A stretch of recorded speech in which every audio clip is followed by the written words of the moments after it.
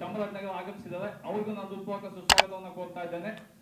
ಹಾಗೂ ಈ ನಮ್ಮ ಕಾರ್ಯಕ್ರಮಕ್ಕೆ ಏನು ಮಹಾರಾಣಿ ಮಹಿಳಾ ವಿಜ್ಞಾನ ಕಾಲೇಜಿನ ವಿದ್ಯಾರ್ಥಿನಿಯರು ಪ್ರತಿಭಾ ಪುರಸ್ಕಾರಕ್ಕೆ ಬಂದಿದ್ದಾರೆ, ಅವ್ರಿಗೆಲ್ಲ ನಾನು ಹೃತ್ಪೂರ್ವಕ ಸುಸ್ವಾಗತವನ್ನು ಕೋರ್ತಾ ಇದ್ದೇನೆ.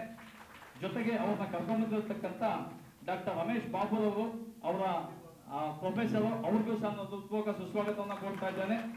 ಹಾಗೂ ಈ ನಮ್ಮ ಕಾರ್ಯಕ್ರಮಕ್ಕೆ ನಮ್ಮ ಕಾವೇರಿ ಕ್ರಿಯಾ ಸಮಿತಿಯ ಹೋರಾಟಗಾರರಾದಂಥ ಹಿರಿಯರಾದಂಥ ವರ್ಕೂರ್ ಕೃಷ್ಣೇಗೌಡರು, ಸಿಂಧುವಳ್ಳಿ ಶಿವಕುಮಾರ್ ಅವರು, ಭೋಗಾದಿ ಸಿದ್ದೇಗೌಡರು, ಶಿವಲಿಂಗಯ್ಯ ಅವರು, ಭಾಗ್ಯಮ್ಮ ಅವರು, ಮಂಜುಳಾ ಅವರು, ಬಹಳಷ್ಟು ಜನ ಬಹಳ ಮಂದಿ ಇಲ್ಲಿ ಹೆಸರು ಹೇಳ್ತಾ ಹೋದ್ರೆ ಸಮಯ ಇದಾಗುತ್ತೆ, ದಯಮಾಡಿ ಅನ್ಯತಾ ಭಾವಿಸಬಾರದು. ಹಾಗೂ ನಮ್ಮ ಕರ್ನಾಟಕ ಸೇನಾಪಡೆಯ ಬಹಳಷ್ಟು ಮುಖಂಡರುಗಳು, ನಮ್ಮ ಜೊತೆ ಸದಸ್ಯರುಗಳು ನಮಗೆ ಸಾಥನ್ನ ಕೊಟ್ಟು ಈ ಕಾರ್ಯಕ್ರಮ ಮಾಡಲಿಕ್ಕೆ ಅನುಕೂಲ ಮಾಡಿಕೊಟ್ಟಿದ್ದಾರೆ.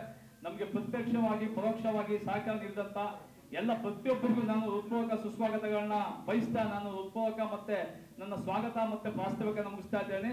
ಜೈ ಹಿಂದ್, ಜೈ ಕರ್ನಾಟಕ.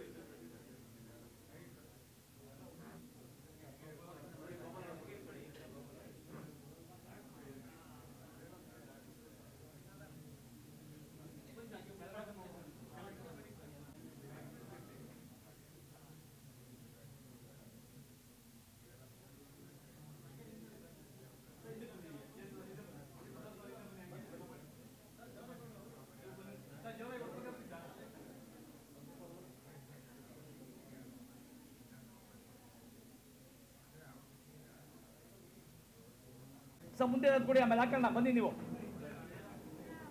ಎಲ್ಲಿ ಕಾಟ್ಲೆಸ್ ಬ್ಯಾಂಕ್ ಕೊಡಿ, ದಯಮಾಡಿ ಆಶ್ರಯಬೇಕು. ಹಾಗೂ ಕೃಷ್ಣರಾಜೇಂದ್ರ ಸಹಕಾರ ಬ್ಯಾಂಕ್ನ ಅಧ್ಯಕ್ಷರಾದಂತಹ ಬಸಪ್ಪರವರು ದಯಮಾಡಿ ಆಗಮಿಸಬೇಕು. ವರ್ಣ ಮಹೇಶ್ ಅವರು ಕರ್ನಾಟಕ ಚಲನಚಿತ್ರ ಅಧ್ಯಕ್ಷರು, ಹಾಗೂ BH ಗೋವಿಂದೇಗೌಡರು ಕರ್ನಾಟಕ ತೆಂಗಿನ ನಾರಿನ ಅಭಿವೃದ್ಧಿ ನಿಗಮದ ರಾಜ್ಯಾಧ್ಯಕ್ಷರು ಆಶೀರ್ವಾದಬೇಕು. KB ಲಿಂಗರಾಜ್ ಅವರು ಅಧ್ಯಕ್ಷರು, ವಾಣಿಜ್ಯ ಮತ್ತು ಕೈಗಾರಿಕಾ ಸಂಸ್ಥೆಯ ಅಧ್ಯಕ್ಷರಾದಂತಹ KB ಲಿಂಗರಾಜ್ ಅವರು, ಆಲತ್ತು ಜಯರಾಮದ ನಿರ್ದೇಶಕರಾದಂತಹ ಶ್ರೀಯುತ A ಕುಮಾರ್ ಅವರು, ಸರ್ ಅಧ್ಯಕ್ಷ ಕೆಲಸ ಮಾಡಿಸಿದ್ರು ಸರ್ ಬನ್ನಿ ಸರ್.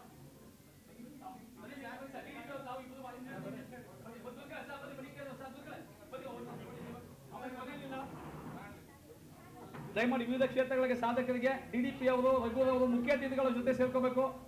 ರಘುರಾಮ್ ವಾಜಪೇಯಿ ಕೊಡ್ರಿ ಪ್ರಭು, ಅವ್ರ ಕೆಲ್ ಕೊಡ್ಸಿ ಮೊಮೆಂಟ್ ಆಯ್ತಾ ಅವ್ರದ್ದು ಫಲಕಗಳನ್ನ.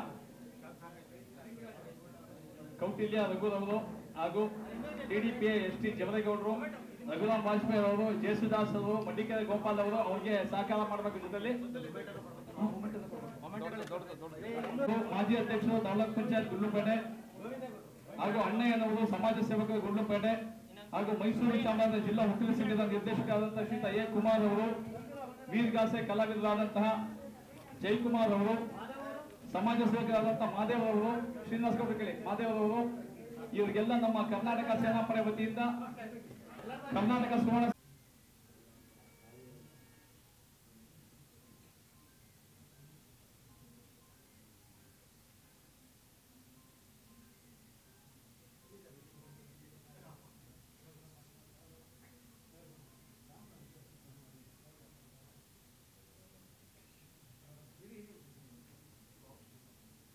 ಸನ್ಮಾನ್ಯ ಶ್ರೀ ರಘು ಸರ್ ಅವರೇ,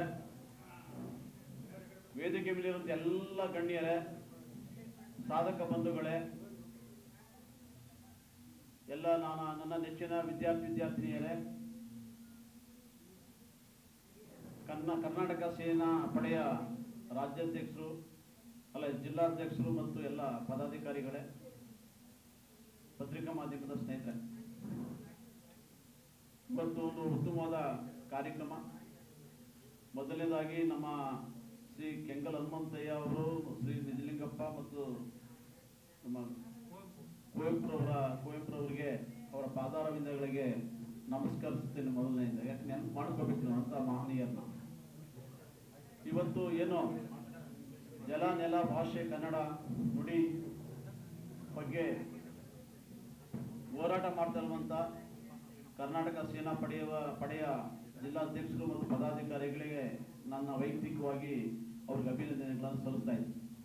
ಒಂದು ಒಳ್ಳೆ ಕಾರ್ಯಕ್ರಮ ಮಾಡ್ತಾ ಇದ್ದೀನಿ.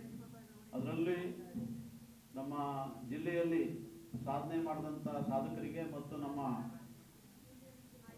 PUC ಮತ್ತು ಡಿಗ್ರಿಯಲ್ಲಿ ಹೆಚ್ಚು ಅಂಕ ಪಡೆದ ವಿದ್ಯಾರ್ಥಿನಿಯರು ಕೂಡ ನೀವು ಪ್ರೋತ್ಸಾಹಿಸ್ತಾ ಇರುವಂಥ ಒಂದು ಕಾರ್ಯಕ್ರಮವನ್ನು ಮಾಡ್ತಾ ಇದ್ದೀರಿ. ನನ್ನೊಂದು ಮನವಿ ಇದೆ, ನಮ್ಮಲ್ಲಿ SLCಲೂ ಕೂಡ ಟಾಪರ್ ಬಂದಿರುವಂಥ ಮಕ್ಕಳಿಗೆ ಅವ್ರಿಗೂ ಕೂಡ ನೀವು ನಿಮ್ಮ ಕರ್ನಾಟಕ ಸೇನಾ ಪಡೆ ಕಡೆಯಿಂದ ಮಾಡಬೇಕು ಅಂತ ನಾನು ಮನವಿ ಮಾಡ್ಕೊತೀನಿ. ನೆಕ್ಸ್ಟ್ ಇಯರ್ಗೆ ಮಾಡ್ಕೊತಾ ಇವತ್ತು ಒಂದು ಉತ್ತಮವಾದ ಕಾರ್ಯಕ್ರಮ, ಕರ್ನಾಟಕ ಏಕೀಕರಣದ ಒಂದು ಮಹೋತ್ಸವದ ಅಂಗವಾಗಿ ನಡೀತಾ ಇರೋದು. ಈ ಕಾರ್ಯಕ್ರಮದಲ್ಲಿ ನೆನಪು ಮಾಡಿಕೊಳ್ಳೋದ್ರ ಮುಖಾಂತರ ಒಂದು ಉತ್ತಮವಾದ ಕಾರ್ಯಕ್ರಮ ಮಾಡಿದಿರಿ. ಈಗಲೇ ಮುಂದುವರಿಸಿ ನಿಮ್ಮ ಕರ್ನಾಟಕ ಸೇನಾ ಪಡೆಗೆ ನಮ್ಮ ಪ್ರೌಢಶಾಲಾ ಮಕ್ಕಳು ಮತ್ತು ವಿದ್ಯಾರ್ಥಿ ಮಕ್ಕಳಿಗೆ ನಿಮ್ಮ ಕಡೆಯಿಂದ ಏನಾದರೂ ಕಾರ್ಯಕ್ರಮಗಳು ಹಾಕೊಂಡ್ರೆ ನಾನು ಸಂಪೂರ್ಣವಾಗಿ ಎಲ್ಲ ರೀತಿ ಸಹಕಾರವನ್ನು ಕೊಡ್ತೇನೆ ಅಂತ ಸಂದರ್ಭದಲ್ಲಿ ಹೇಳ್ತಾ, ಈ ಒಂದು ಕಾರ್ಯಕ್ರಮ ನನಗೆ ಅರ್ಜೆಂಟಾಗಿ ಈಗ ಒಂದು VC ಶುರುವಾಗಿದೆ. ನಮ್ಮ ಜಿಲ್ಲಾಧ್ಯಕ್ಷರು ಬಿಡಲೇ ಇಲ್ಲ, 3 ಸಾರಿ ಫೋನ್ ಮಾಡಿದ್ರಿಂದ ನಾನು ಬಂದಿದ್ದೀನಿ. ಈಗ ಶುರುವಾಗಿದೆ, ಮಾನ್ಯ ಕಮಿಷನರ್ ತಗೊಂಡಿದ್ದಾರೆ, ಅಲ್ಲಿ ಹೋಗ್ಬೇಕಾಗಿದೆ ಅಂತ ಹೇಳಿ ನಿಮ್ಮ ಎಲ್ಲರ ಅನುಮತಿ ತಗೊಂಡು ಇನ್ನು ಮುಂದಿನ ಯಾವುದೇ ಕಾರ್ಯಕ್ರಮ ಆದರೂ ಕೂಡ ಖಂಡಿತ ಭಾಗವಹಿಸಿ ಮಾತಾಡೋಣ. ನಮ್ಮ ಮಕ್ಕಳಿಗೂ ಕೂಡ ನಿಮ್ಮ ಕಡೆಯಿಂದ ಒಂದು ಸ್ವಲ್ಪ ನಿಮ್ಮ ಸೇನಾಪಡೆ ನಿಮ್ಮ ಸಂಘಟನೆಯಿಂದ ನಮ್ಗೆ ಅನುಕೂಲ ಆಗಲಿ ಅಂತ ಹೇಳಿ ನನ್ನ ಮಾತನ್ನು ಮುಗಿಸ್ತಾ ಇದ್ದೀನಿ. ನಮಸ್ಕಾರ ಎಲ್ಲರೂ. ಜೈ ಹಿಂದ್. ಬಹಳ ಧನ್ಯವಾದಗಳು. ಹಿತನುಡಿಗಳು ಆದಂತಹ DDP ಅವರಿಗೆ ಬಹಳ ಧನ್ಯವಾದಗಳು. ಈಗ ಈ ಕಾರ್ಯಕ್ರಮದ ಉದ್ಘಾಟನೆಯನ್ನು ಮಾಡಿದಂತ ರಘುವಾಲ್ ಕೌಟಿಲ್ಯ ಅವರು ದಯಮಾಡಿ ಉದ್ಘಾಟನಾ ಭಾಷಣವನ್ನು ಮಾಡಬೇಕು ಅಂತ ಹೇಳ್ತೀನಿ. ಕರ್ನಾಟಕ ಸೇನಾ ಪಡೆ ಬಹಳ ಒಂದು ಅಪರೂಪದ ಕಾರ್ಯಕ್ರಮವನ್ನು ಇವತ್ತು ಆಯೋಜನೆ ಮಾಡುವ ಮೂಲಕ ಕರ್ನಾಟಕ ಏಕೀಕರಣ ಮಹೋತ್ಸವದ ಸಂದರ್ಭದಲ್ಲಿ ಅದರ ಅಂಗವಾಗಿ ಸ್ಮರಣೆಯಲ್ಲಿ ಕೆಂಗಲ್ ಹನುಮಂತಯ್ಯನವ್ರನ್ನ, ನಿಜಲಿಂಗಪ್ಪನವ್ರನ್ನ, ಕುವೆಂಪು ಅವರನ್ನ ಸ್ಮರಣೆ ಮಾಡುವುದರ ಜೊತೆಗೆ ವಿವಿಧ ಕ್ಷೇತ್ರಗಳಲ್ಲಿ ಮೈಸೂರು ನಗರದಲ್ಲಿ ಸಾಧನೆ ಮಾಡುವಂಥವ್ರನ್ನ ಗೌರವಿಸುವಂಥದ್ದು, ಪ್ರತಿಭಾವಂತ ವಿದ್ಯಾರ್ಥಿಗಳಿಗೆ ಕೂಡ ಈ ಸಂದರ್ಭದ ನೆನಪಿಗಾಗಿ ಗೌರವ ಸಮರ್ಪಣೆಯನ್ನು ಮಾಡ್ತಕ್ಕಂಥ ಒಂದು ಅಪರೂಪದ ಕಾರ್ಯಕ್ರಮವನ್ನು ಹಮ್ಮಿಕೊಂಡಿದೆ. ಮಾತನಾಡುವಂತಕ್ಕಂಥ ವಿದ್ವತ್ಪೂರ್ಣ ಮಾತುಗಾರರು ಇನ್ನೂ ಇದ್ದಾರೆ, ವಿದ್ಯಾರ್ಥಿಗಳು ಕೂಡ ಇದ್ದಾರೆ. ನಾನು ಹೆಚ್ಚು ಮಾತನಾಡದೆ ಸಂಕ್ಷಿಪ್ತವಾಗಿ ವಿದ್ಯಾರ್ಥಿನಿಯರು ಕೂಡ ಬಂದಿದ್ದಾರೆ. ಒಂದೆರಡು ಮಾತನಾಡಿ ನನ್ನ ಉದ್ಘಾಟನಾ ಭಾಷಣವನ್ನು ಮುಗಿಸಲಿಕ್ಕೆ ಪ್ರಾಮಾಣಿಕ ಪ್ರಯತ್ನ ಮಾಡ್ತಾರೆ. ಇವತ್ತು ಕನ್ನಡ ನಾಡು ನುಡಿ ಜನ, ಬಹುಶಃ ನನ್ನನ್ನು ಪರಿಚಯ ಮಾಡಬೇಕಾದ್ರೆ ರಾಜಕೀಯದ ಸಂಕೇತವಾಗಿ ಮಾಡೋದು. ಮೂಲತಃ ನಾನು ಕನ್ನಡ ಪರ ಹೋರಾಟದಿಂದ ಬಂದಂಥದ್ದು, ಗೋಕಾಕ್ ಮೂವ್ಮೆಂಟ್. ಈಗಲೂ ಕೂಡ ಪ್ರತಿ ಕ್ಷಣದಲ್ಲೂ ಒಬ್ಬ ಕನ್ನಡ ಚಳುವಳಿಗಾರನಾಗೇ ಕೆಲಸ ಮಾಡ್ತಿರ್ತೀನಿ. ಅದಕ್ಕೆ ಹಣೆಪಟ್ಟಿ ಹಚ್ಕೊಳ್ಬೇಕಾಗಿಲ್ಲ. ಸಂದರ್ಭಗಳು ಬಂದಾಗಲೆಲ್ಲ ಕನ್ನಡದ ಜಾಗೃತಿಯನ್ನು ನಾನು ವ್ಯಕ್ತ ಮಾಡ್ತಾನೆ ಇರ್ತೇನೆ. ಕನ್ನಡದ ವಿಚಾರ ಬಂದಾಗ ಎಲ್ಲಿ ರಾಜಿ ಆಗೋ ಪ್ರಶ್ನೆನೂ ಕೂಡ ಇವತ್ತವರೆಗೂ ಇಟ್ಕೊಂಡಿಲ್ಲ. ಏಕೀಕರಣ ಇವತ್ತು ನಿಜಲಿಂಗಪ್ಪನವ್ರನ್ನ, ಕೆಂಗಲ್ ಹನುಮಂತಯ್ಯನವ್ರನ್ನ ನೆನಪು ಮಾಡ್ತಾ ಇದ್ದೆ. ಬಹುಶಃ ಕೆಂಗಲ್ ಹನುಮಂತಯ್ಯನವರ ಇತಿಹಾಸವನ್ನು ಭಾಳ ತುಂಬ ಹೇಳಲಿಕ್ಕಾಗಲ್ಲ. ಒಂದು ಸ್ವಾಭಿಮಾನ, ಒಂದು ಸ್ವಚ್ಛತೆ, ಒಂದು ಬದ್ಧತೆ, ಒಂದು ರಾಷ್ಟ್ರೀಯ ನಿಷ್ಠೆ, ಒಂದು ನಾಡನಿಷ್ಠೆ, ಸ್ವಾಭಿಮಾನದ ನಿಷ್ಠೆ. ಕೆಂಗಲ್ ಹನುಮಂತಯ್ಯನವರು ಮುಖ್ಯಮಂತ್ರಿ ಆಗಿದ್ದಾಗ ಅವರು ಕೂಡ ಏಕೀಕರಣ ಅಂದರೆ ಕನ್ನಡ ಭಾಷೆ ಮಾತನಾಡ್ತಕ್ಕಂಥ ರಾಜ್ಯವನ್ನೆಲ್ಲ ಒಟ್ಟುಗೂಡಿಸ್ತಕ್ಕಂಥ ಒಂದು ಹೋರಾಟ. ವಿದ್ಯಾರ್ಥಿನಿಯರಿದ್ದಾರೆ, ಇದೆಲ್ಲ ನೀವು, ಯಾಕೆಂದರೆ ನಾವು ನಮ್ಮ ಇತಿಹಾಸವನ್ನೇ ತಿಳ್ಕೊಳ್ಳಲ್ಲ. ನಾವು ಮೊಘಲ್ ಸಂತತಿ ಬಗ್ಗೆ ಓದ್ತೀವಿ, ಮರಾಠರ ಸಂಸ್ಕೃತಿಯನ್ನು ಓದ್ತೀವಿ, ರಜಪೂತ ಸಂಸ್ಕೃತಿಯನ್ನು ಓದ್ತೀವಿ, ಇತಿಹಾಸ ತಿಳ್ಕೊಳ್ತೀವಿ. ನಮ್ಮ ಕರ್ನಾಟಕದ ಇತಿಹಾಸನೇ ತಿಳ್ಕೊಳ್ಳೋಂಥ ವ್ಯವಸ್ಥೆ ಅವತ್ತಿನಿಂದ ಇವತ್ತವರೆಗೂ ಅಲ್ಲಿ ಕೂಡ ಒಂದು ರೀತಿ ಪಿತೂರಿ. ನಮ್ಮ ಮೈಸೂರಿಗಿಂತ ರೋಮಾಂಚನಕಾರಿಯಾದ ಇತಿಹಾಸ ಇರ್ತಕ್ಕಂಥ ಒಂದು ಇತಿಹಾಸ ನನಗೆ ತಿಳಿದ ಮಟ್ಟಿಗೆ, ನನ್ನ ಅರಿವಿಗೆ ಬಂದಂತೆ ಭಾರತದ ಯಾವ ಇತಿಹಾಸದಲ್ಲೂ ಇಲ್ಲ. ಅದರಿಂದ ತಾವು ಒಂದಷ್ಟು ಅರಿವು ಮೂಡಲಿ ಅನ್ನೋ ದೃಷ್ಟಿಯಿಂದ ಒಂದೆರಡು ಮಾತು.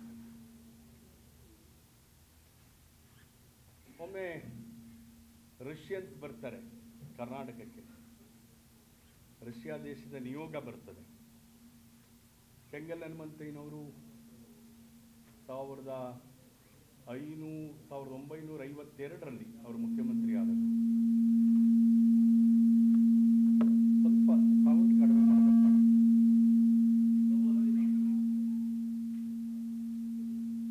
ಅವರೆಲ್ಲ ಬೆಂಗಳೂರಿನೆಲ್ಲ ನೋಡ್ತಾರೆ.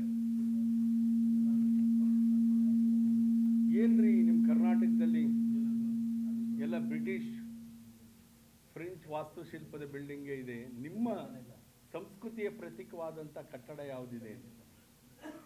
ಆಗ ಅವರು ಸ್ವಾಭಿಮಾನ ಕೆಣಕ್ತದೆ.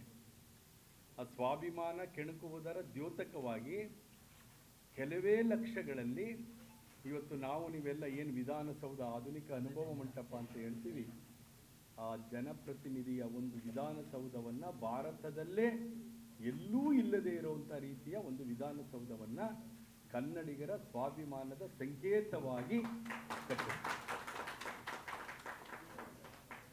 ಆದರೆ ಅವರು ಅಲ್ಲಿ ಕುಳಿತು ಆಡಳಿತ ಮಾಡೋ ಅವಕಾಶ ಬರಲ್ಲ ರಾಜಕಾರಣದ ಬೆಳವಣಿಗೆ. ನಿಜಲಿಂಗಪ್ಪನವರು ಇಂಥದ್ದು ಅನೇಕ ಸಮಯದ ಅಭಾವದಿಂದ ನಾನು ತುಂಬ ಹೇಳಲಿಕ್ಕೆ ಹೋಗೋದಿಲ್ಲ. ತುಂಬ ಎಷ್ಟು ರಾಜಕಾರಣಿಗಳು ಸಿದ್ಧಾಂತಕ್ಕೋಸ್ಕರ ಬದುಕಿದ್ರು. ಜನರ ತೆರಿಗೆ ಹಣ ಜನರಿಗೆ ಮಾತ್ರ ಸಲ್ಲಬೇಕು, ನಾವು ರಾಜಕೀಯದ ಅಧಿಕಾರದಿಂದ ಯಾವುದೇ ರೀತಿಯಾದಂಥ ಪ್ರಭಾವದಿಂದ ಏನನ್ನೂ ಪಡ್ಕೊಳ್ಬಾರ್ದು ಅಂತಕ್ಕಂಥ ಸರಳವಾಗಿ ಆಳಿದಂಥವ್ರು. ಇವತ್ತು ನಿಮಗೆ ಗೊತ್ತಿದೆ, ಇವತ್ತು ರಾಷ್ಟ್ರೀಯ ರಾಜಕೀಯ ಪಕ್ಷದಲ್ಲಿ ದಕ್ಷಿಣದಿಂದ, ಅದರಲ್ಲೂ ಕರ್ನಾಟಕದಿಂದ ಉನ್ನತ ಸ್ಥಾನಕ್ಕೆ ಇರೋದು ಅಷ್ಟೊಂದು ಸುಲಭದ ಮಾತಲ್ಲ, ಭಾಳ ದೊಡ್ಡ ಕಷ್ಟ. ಅವತ್ತು ನಿಜಲಿಂಗಪ್ಪನವರು ರಾಷ್ಟ್ರೀಯ ಕಾಂಗ್ರೆಸ್ ಅಧ್ಯಕ್ಷರಾಗ್ತಾರೆ. 56-58ರ ಅವಧಿಯಲ್ಲಿ ಮುಖ್ಯಮಂತ್ರಿ ಆಗ್ತಾರೆ. ಇಡೀ ಕರ್ನಾಟಕದ ಏಕೀಕರಣದ, ಇವತ್ತಿನ ಕರ್ನಾಟಕದ ಮೊದಲ ಮುಖ್ಯಮಂತ್ರಿ ಸನ್ಮಾನ್ಯ ನಿಜಲಿಂಗಪ್ಪನವರು. 1956 ನವೆಂಬರ್ 1. ಅವರು ಎಷ್ಟು ಸರಳವಾಗಿದ್ದರು ಅಂದರೆ, ನಾನು ಇವತ್ತಿನ ರಾಜಕಾರಣ, ಯಾಕೆಂದರೆ ಇವತ್ತು ರಾಜಕಾರಣದಲ್ಲಿ ರಾಜಕಾರಣಿಗಳಷ್ಟೇ ಭ್ರಷ್ಟರಲ್ಲ, ಮತದಾರರು ಒಂದು ರೀತಿಯಲ್ಲಿ ಭ್ರಷ್ಟರೇ. ಆದ್ದರಿಂದ ಇವತ್ತು ನಾವು ಒಂದು ಕಾಲದಲ್ಲಿ ರಾಜಕಾರಣದಲ್ಲಿ ಭ್ರಷ್ಟು ಅಂತಿದ್ದು, ಎಲ್ಲರೂ ಅಲ್ಲ, ಎಲ್ಲೋ ಒಂದು ಭಾಗ ಮತದಾರರು ಕೂಡ ಯಾವುದೋ ರೀತಿಯಲ್ಲಿ ಇಲ್ಲ, ಆಮಿಷದ ಕಾರಣಕ್ಕೋ ಜಾತಿ ಕಾರಣಕ್ಕೋ ಒಂದಾರೆ ಅವರಿಗೆ ಅವರ ಆತ್ಮ ಸಾಕ್ಷಿಗೆ ವಿರುದ್ಧವಾಗಿ ಮತ ಹಾಕುವಂಥ ವ್ಯವಸ್ಥೆ ಇವತ್ತು ಬಂದಿರೋದ್ರಿಂದ ವಿಧಾನಸೌಧ ಅಥವಾ ಯಾವುದೇ ಜನಪ್ರತಿನಿಧಿಗಳಲ್ಲಿ ವ್ಯವಸ್ಥೆಯಲ್ಲಿ ನಾವು ಆರೋಗ್ಯಕರ ಮನಸ್ಸಿನ, ಸಮಾಜಮುಖಿ ಚಿಂತನೆಯ, ರಾಷ್ಟ್ರ ಚಿಂತನೆಯ ರಾಜಕಾರಣಿಗಳನ್ನು ನಾವು ಕಾಣಲಿಕ್ಕೆ ಬಹಳ ಕಷ್ಟ ಆಗ್ತದೆ. ಅಷ್ಟು ವರ್ಷ ಸುದೀರ್ಘ ರಾಜಕಾರಣ ಮಾಡಿದಂಥ ನಿಜಲಿಂಗಪ್ಪನವರು ಬೆಂಗಳೂರಿನಲ್ಲಿ ಒಂದು ನಿವೇಶನ ಇರಲ್ಲ ಅವ್ರಿಗಿರ್ತಕ್ಕಂಥ ಚಿತ್ರದುರ್ಗದ ಒಂದೇ ಮನೆ. ಎಲ್ಲಾದ್ರೂ ಒಂದು ಸಣ್ಣ ₹1 ಲಂಚ ತೆಗೆದುಕೊಂಡ್ಬಿಟ್ರೆ ಅವತ್ತು ಅವನಷ್ಟು ಕೆಟ್ಟ ವ್ಯಕ್ತಿ ಇನ್ನೊಬ್ಬ ಇಲ್ಲ ಅನ್ನೋ ಅಷ್ಟು ಆಗ್ಬಿಡೋದು. ಅಥವಾ ಒಂದು ಏನಾದ್ರು ಫೇವರ್ ಮಾಡಿಬಿಟ್ರೆ, ಸ್ವಜನ ಪಕ್ಷಪಾತ ಮಾಡಿಬಿಟ್ರೆ, ಎಂತೆಂಥವರಿದ್ರು ಈ ನೆಲದಲ್ಲಿ. ಸಮಯದ ಅಭಾವ, ತುಂಬ ಇಂಥ ಸ್ವಚ್ಛ ರಾಜಕಾರಣಿಗಳು ದೂರದೃಷ್ಟಿಯಿಂದ. ಆದರೆ ಒಂದು ಕರ್ನಾಟಕದ ದುರಂತ ಏನಂದರೆ, ನಮ್ಮಲ್ಲಿ ರಾಷ್ಟ್ರಭಕ್ತಿ ಇದೆ, ನಾಡಭಕ್ತಿ ಎಲ್ಲವೂ ಇದೆ. ಆದರೆ ಈ ತಮಿಳುನಾಡು ಮತ್ತೊಂದಕ್ಕೆ ಹೋಲಿಸಿದಾಗ ನಮ್ಮಲ್ಲಿ ಆಕ್ರಮಣಕಾರಿ ಪ್ರವೃತ್ತಿ ಇಲ್ಲ. ಕರ್ನಾಟಕ, ಕನ್ನಡ ನಮ್ಮ ನೆಲ, ನಮ್ಮ ಭಾಷೆ ಅಂತ. ಬಹುಶಃ ಆ ಕಾಲದಲ್ಲಿ ಕಾಮರಾಜರವರಿಗೆ ಇದ್ದಂಥ ಒಂದು, ಅವರಿಗೆ ರಾಷ್ಟ್ರೀಯ ಚಿಂತನೆಯೇ ಇತ್ತು. ಅವರು ತಮಿಳು ವಿಚಾರದಲ್ಲಿ ಯಾವುದೇ ರಾಜಿ ಮಾಡ್ಕೊಳ್ತಾ ಇರಲಿಲ್ಲ. ಅದರ ಪರಿಣಾಮವಾಗಿ ನಮ್ಮ ಉದಕಮಂಡಲ ಅಂತ ಇದ್ದಂಥ ಊಟಿ ಹೊಂಟೋಯ್ತು. ಹೊಸೂರು ಇವತ್ತು ಹೋಗಿ ಅಚ್ಚ ಕನ್ನಡದ ಪ್ರದೇಶ, ಆದರೆ ಅವ್ರಿಗೆ ಎಷ್ಟು ಕಮಿಟ್ಮೆಂಟ್ ಇದೆ. ಆ ಹೊಸೂರನ್ನ ತಮಿಳ್ನಾಡು ಮಾಡ್ಬೇಕಂತೇಳಿ ಇಂಡಸ್ಟ್ರಿಗಳು ಮಾಡಿ ತಮಿಳ್ನಾಡಿಂದ ತಗೊಂಬಂದು ಅಲ್ಲಿ ಅವರಿಗೆ ಉದ್ಯೋಗ ಕೊಡ್ತೀವಿ, ಅಲ್ಲಿ ತಮಿಳ್ನಾಡು ಪ್ರದೇಶ ಮಾಡಿ. ಇವತ್ತು ನೋಡಿ, ಒಂದು ಕನ್ನಡ ಚಳುವಳಿಯ ಒಂದು ಒಳ್ಳೆಯ ಈ ನಿಜಲಿಂಗಪ್ಪನವ್ರು ನೆನೆಸ್ತೀವಿ, ಕುವೆಂಪು ಅವ್ರು ನೆನೆಸ್ತೀವಿ, ಕೆಂಗಲ್ ಹನುಮಂತವ್ರು ನೆನೆಸ್ತೀವಿ ಅಂದರೆ ಜನ ಅಟ್ಲೀಸ್ಟ್ ಅವ್ರ ಬಗ್ಗೆ ಯೋಚನೆ ಮಾಡೋ ಜನ ಕೂಡ ಇವತ್ತು ಬರಲ್ಲ. ಇವತ್ತು ಮೈಸೂರಿನಲ್ಲಂತೂ ಹೋರಾಟ ಮಾಡೋರೇ ಇಲ್ಲ, ತುಂಬ ಕಡಿಮೆ. ಇಶ್ಯೂಸ್ಗಳನ್ನ ಎತ್ಕೊಂಡು ಯಾರು ಹೋರಾಟ ಮಾಡೋ ಜನವೇ ಇಲ್ಲ ಇವತ್ತು ಮೈಸೂರಿನಲ್ಲಿ. ಭಾಳ ವ್ಯತ್ಯಾಸ ಆಗುತ್ತೆ. ನಾವು ಇಷ್ಟು ಜನ ಬರ್ತೀವಿ. ಅದೇ ಇವತ್ತು ಎಷ್ಟು ಮಟ್ಟಿಗೆ ಜಾಗೃತಿ ಆಗ್ಬಿಟ್ಟಿದೆ ಅಂದರೆ, ಒಂದು ಜಾತಿಗೆ ಸಂಬಂಧಪಟ್ಟಂಥದ್ದು ಏನಾದ್ರು ಒಂದು ಸಣ್ಣ ಅವಘಡ ನೆಮ್ಮಿಸ್ಬಿಟ್ರೆ ದೊಡ್ಡ ಮಟ್ಟದಲ್ಲಿ ಜನ ಸೇರಿಬಿಡ್ತಾರೆ. ಅದು ಯಾವ್ದಾದ್ರು ಜಾತಿ ಆಗಿರ್ಬೋದು. ಭಾಷೆಗೆ ಯಾರು ಅವಮಾನ ಮಾಡಲಿ, ಕರ್ನಾಟಕಕ್ಕೆ ಅವಮಾನ ಮಾಡಲಿ, ಯಾರು ಕನ್ನಡ ಫ್ಲಾಗ್ ಇಟ್ಕೊಂಡಿರೋ ಒಂದು ಜನ, ಒಂದು 4 ಜನ ನಿಂತು ಗಾಂಧಿ ಸ್ಕ್ವೇರ್ ಹತ್ರಲ್ಲೋ KR ಸರ್ಕಲ್ನಲ್ಲೂ ಪ್ರತಿಭಟನೆ, ನಮ್ಮ ಲೋಕೇಶ್ ಗೌಡ್ರಂಥವ್ರು ಪಾಪ ಒಂದು ಪ್ರತಿಭಟನೆ ಮಾಡಿ. ನನಗೆ ಮೊನ್ನೆ ಅದು ಎಂಥದೋ ಮಾಲ್ಗೆ ಹೋಗಿದ್ದೆ ಬೆಂಗಳೂರಿನಲ್ಲಿ, ಒಂಚೂರು ಖುಷಿ ಆಯಿತು. ನಾವೆಲ್ಲ ಮಾಲ್ಗೆ ಹೋಗ್ತಾ ಇದ್ದೋ ಕನ್ನಡ ಚಳುವಳಿಯವ್ರ ಪ್ರಭಾವದಿಂದ. ಮೊನ್ನೆ ರಕ್ಷಣಾ ವೇದಿಕೆ ಇವತ್ತು ಬೆಂಗಳೂರಿನಲ್ಲಿ ಭಾಳ ಚೆನ್ನಾಗಿ ಕನ್ನಡ ಬೋರ್ಡ್ಗಳು ಕಾಣಿಸ್ತಾ ಇದೆ. ಗೋಕಾಕ್ ಚಳುವಳಿ ನಂತರ ಅಂಥ ಒಂದು ಚಳುವಳಿಯ ಸೋಂಕು ಮತ್ತೆ ನಮಗೆ ಬರಲಿಲ್ಲ.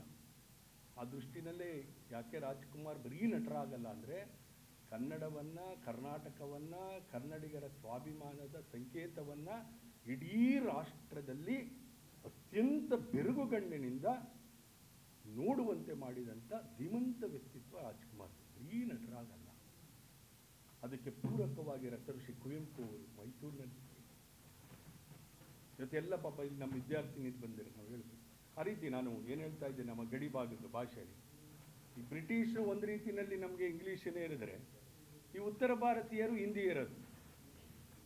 ನನಗೆ ಇವತ್ತು ಅರ್ಥ ಆಗಲ್ಲ ಗೋಪಾಲ್ರವ್ರೆ, 3ನೇ ಭಾಷೆ ನಾವು ಹಿಂದಿ ಯಾಕೆ ಕಲಿಬೇಕು ಅಂತ. ನಮ್ಮಲ್ಲಿ ಯಾರು ಕೇಳಿದ್ರೆ ಹಿಂದಿ ರಾಷ್ಟ್ರ ಭಾಷೆ. ಅಯ್ಯೋ, ಕನ್ನಡ ಪಾಕಿಸ್ತಾನಿ ಭಾಷೆನಾ? ಹಿಂದಿ ಕನ್ನಡ ಕೂಡ ರಾಷ್ಟ್ರೀಯ ಭಾಷೆನೇ ರೀ. ಹಿಂದಿಗೆ ಎಷ್ಟು ಪ್ರಾಮುಖ್ಯತೆ ಇದೆಯೋ ಅಷ್ಟೇ ಪ್ರಾಮುಖ್ಯತೆ ಕನ್ನಡ ಭಾಷೆಗೂ ಇದೆ. ಸಂವಿಧಾನದಲ್ಲಿ ವಿಶೇಷ ಸ್ಥಾನಮಾನ ಕೊಟ್ಟಿಲ್ಲ. ನಾವು 3ನೇ ಭಾಷೆ ಏನಾದ್ರು ಕಲಿಬೇಕು ಅಂದರೆ ನನ್ನ ಯೋಚನೆ, ಒಕ್ಕೂಟ ವ್ಯವಸ್ಥೆ ಗಟ್ಟಿಯಾಗಬೇಕಂದಿದ್ರೆ ಇದು ಒಂದು ಏರಿಕೆಯ ಇದು. ಇವತ್ತು ನಿಮಗೆ ಬ್ಯಾಂಕ್ಗಳಲ್ಲಿ ಕನ್ನಡದವ್ರು ಸಿಗ್ತಾ ಇಲ್ಲ.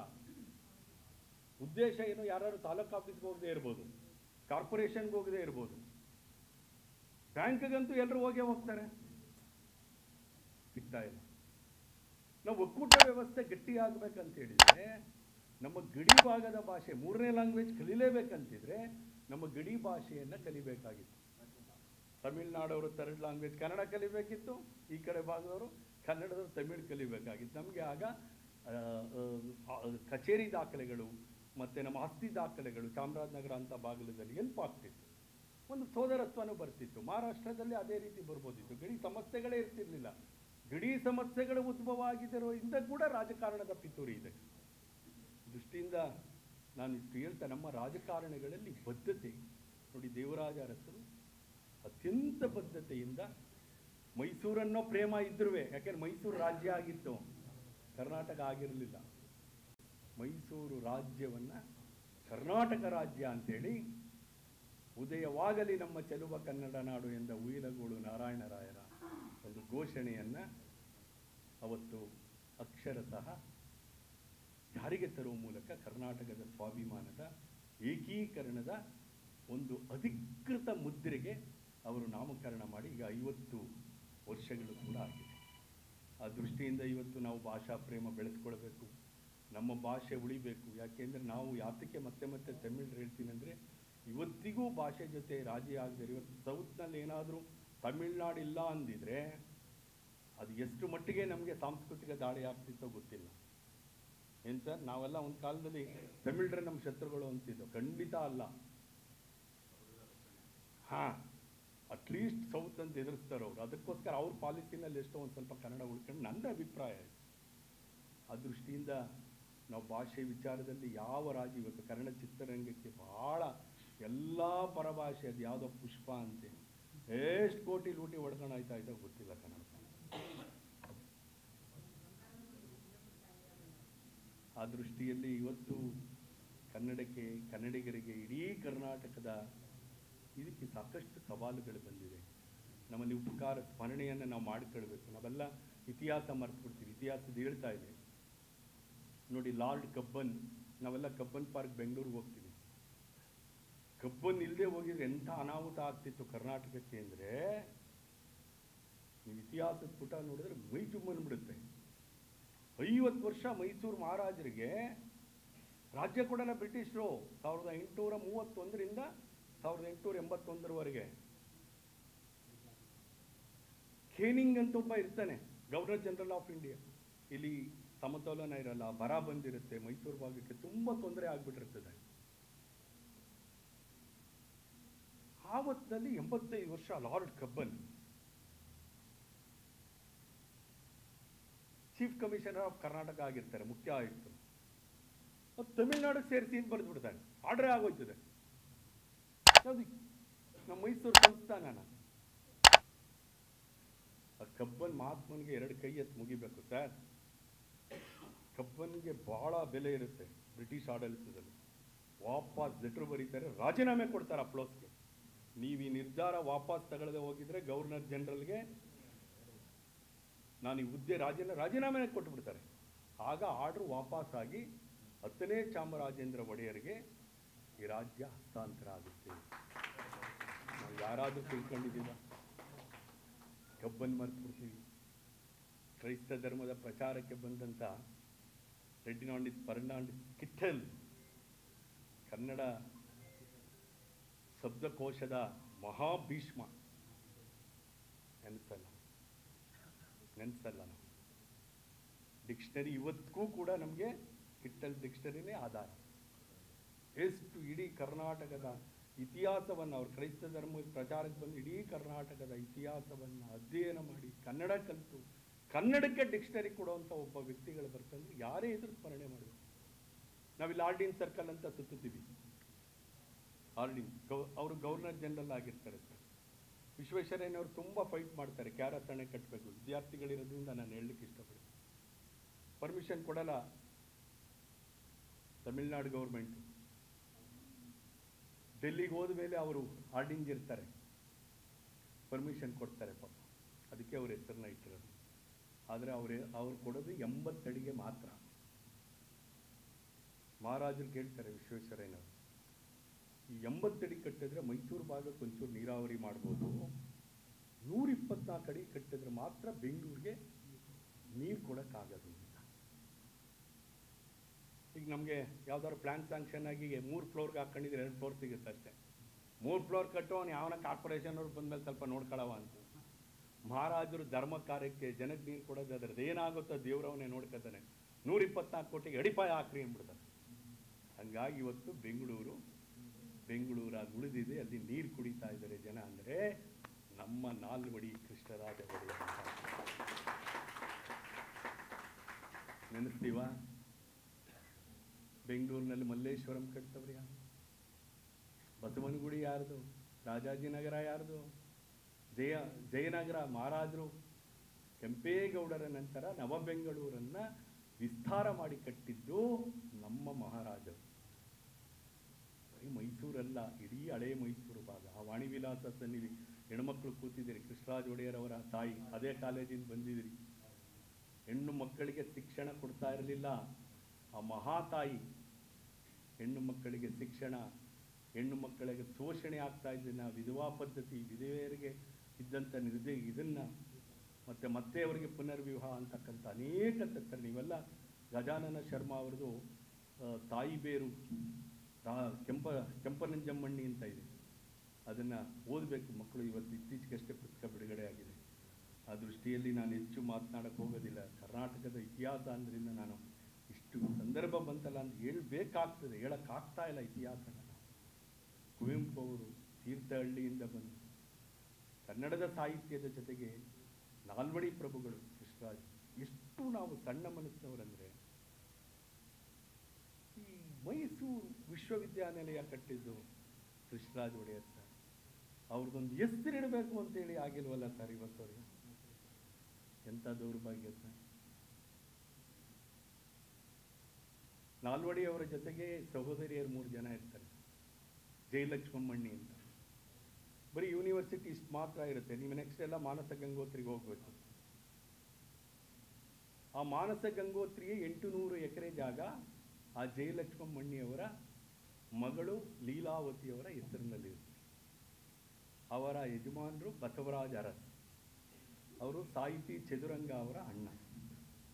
ಕುವೆಂಪು ಅವರಿಗೆ ಏನು ಮಾಡೋದಿದು, ಅಂತಾರಾಷ್ಟ್ರೀಯ ಮಟ್ಟದಲ್ಲಿ ಯೂನಿವರ್ಸಿಟಿ ಬೆಳೆಸ್ಬೇಕಂತ ಕನಸು. ಬರೀ ಕನ್ನಡದ ಕೈಕರಿ ಅಷ್ಟೇ ತೊಡಲಿಲ್ಲ ಕುವೆಂಪು ಅವರು. ವಿದ್ಯಾಕ್ಷೇತ್ರವನ್ನು ಹಳೆ ಮೈಸೂರು ಭಾಗದಲ್ಲಿ ವಿಸ್ತರಿಸುವ ಮೂಲಕ ಕಾಂತರಾಜ ಅರಸ್ ಅಂತೇಳಿ ಮೊದಲು ಮೀಸಲಾತಿ ತರ್ತಾರೆ. ಅವರ ಹೆಂಡತಿನೇ ಜಯಲಕ್ಷ್ಮಮ್ಮಣ್ಣಿಯವರು. ಎಲ್ಲ ಭಾಗದ ವಿದ್ಯಾರ್ಥಿಗಳಿಗೆ, ಗ್ರಾಮೀಣ ಪ್ರದೇಶದ ವಿದ್ಯಾರ್ಥಿಗಳಿಗೆ ಉನ್ನತ ವ್ಯಾಸಂಗ ಸಿಗಬೇಕಂತೇಳಿ ಯೂನಿವರ್ಸಿಟಿಯನ್ನು ವಿಸ್ತಾರ ಮಾಡಬೇಕಂತೇಳಿ ಪ್ರಯತ್ನ ಮಾಡ್ತಾರೆ.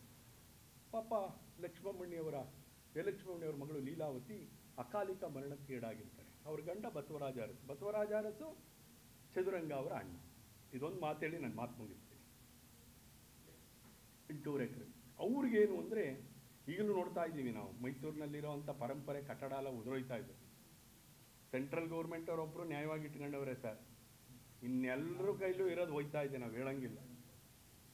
ಅವ್ರಿಗೆ ಆ ಜಯಲಕ್ಷ್ಮಿ ವಿಲಾಸ್ ಅರಮನೆ ಇದೆಯಲ್ಲ, ನೀವು ಯೂನಿವರ್ಸಿಟಿಗೆ ಹೋದ್ರೆ ನೋಡಿದ್ದೀರಲ್ಲ, ಅದು ಅವ್ರದೇ. ಅದು ಹಾಳು ಮಾಡಿಬಿಡ್ತಾರೆ. ಅದು ನೋಡ್ಕೊಂಡು ಭೂಮಿ ಕಾಪಾಡ್ಕೊಂಡು ಒಳ್ಳೆ ಉದ್ದೇಶಕ್ಕೆ ಹೋಗ್ಬೇಕು, ಇದು ಮಿಲಿಟ್ರಿಗೆ ಕೊಟ್ಬಿಡ್ಬೇಕಂತ ನಿರ್ಧಾರ ಮಾಡಿಬಿಟ್ಟಿರ್ತಾರೆ. ಕುವೆಂಪು ಅವ್ರು ಹೋಗ್ತಾರೆ, ಜೆಜೆಗೆ ಹೋಗ್ತಾರೆ, ಕುಲಸಚಿವರಾಗಿರ್ತಾರೆ. ಚದುರಂಗ ಹೋಗಿ ಕೇಳ್ತಾರೆ, ಒಪ್ಪಲ್ಲ. ಕೊನೆಗೆ ಹೇಳ್ತಾರೆ, ನಿಮ್ಮ ಮಾವನವರು ಮೀಸಲಾತಿ ತಂದರು, ಹಳ್ಳಿಗಾಡಿನ ದಲಿತರು, ಹಿಂದುಳಿದವರು, ರೈತರ ಮಕ್ಕಳಿಗೆ ಇದು ಅನ್ಯಾಯ ಅಂತಂದರೆ 3-4 ಸರ್ತಿ ಹೇಳಿ ಕೊನೆಗೆ ಆ ಜಾಗನ 800 ಎಕರೆನ ಬರೀ 12 ಲಕ್ಷಕ್ಕೆ ಬರ್ಕೊಡ್ತಾರೆ. ಆ 2 ಲಕ್ಷ ಕೂಡ ಅದರಲ್ಲಿ ತನ್ನ ಹೆಂಡತಿ ಲೀಲಾವತಿ ಹೆಸರಿನಲ್ಲಿ ಯೂನಿವರ್ಸಿಟಿಗೆ ದಾನ ಮಾಡಿಬಿಡ್ತಾರೆ. ನಾವು ಯಾರಾದರೂ ಸ್ಮರಣೆ ಮಾಡ್ತೀವಲ್ರಿ? ಸ್ಮರಣೆ ಮಾಡ್ತೀವ? ಇವತ್ತು ಕುಳಿತಿರ್ತಕ್ಕಂಥ ಕರ್ನಾಟಕ ಸೇನೆ ನಾವೆಲ್ಲ ಜವಾಬ್ದಾರಿದ್ದೀವಿ. ನಾಲ್ವಡಿಯವರ ಹೆಸರು ಮೈಸೂರು ವಿಶ್ವವಿದ್ಯಾನಿಲಯಕ್ಕೆ ಇಡದೇ ಹೋದರೆ ಅದಕ್ಕಿಂತ ಆತ್ಮವಿದ್ರೋಹ ಇನ್ನೊಂದು ಇಲ್ಲ ಅನ್ನುವಂಥ ಮಾತನ್ನು ಈ ಸಂದರ್ಭದಲ್ಲಿ ನಾನು ದಾಖಲಿಸಿ ಇವತ್ತು ಸಮಗ್ರ ಕರ್ನಾಟಕದ ಬಗ್ಗೆ ಕುವೆಂಪು ಅವ್ರನ್ನ ಕೂಡ ಸ್ಮರಣೆ ಮಾಡೋ ಅವಕಾಶ, ಜಲಿಂಗಪ್ಪನವ್ರ ಅವಕಾಶ, ಅರಸುವವ್ರನ್ನ ಅವಕಾಶ ಹೇಳ್ತಾ ಇದ್ರೆ ಇತಿಹಾಸ ಹೇಳ್ತಾನೇ ಇರಬೇಕನ್ಸುತ್ತೆ.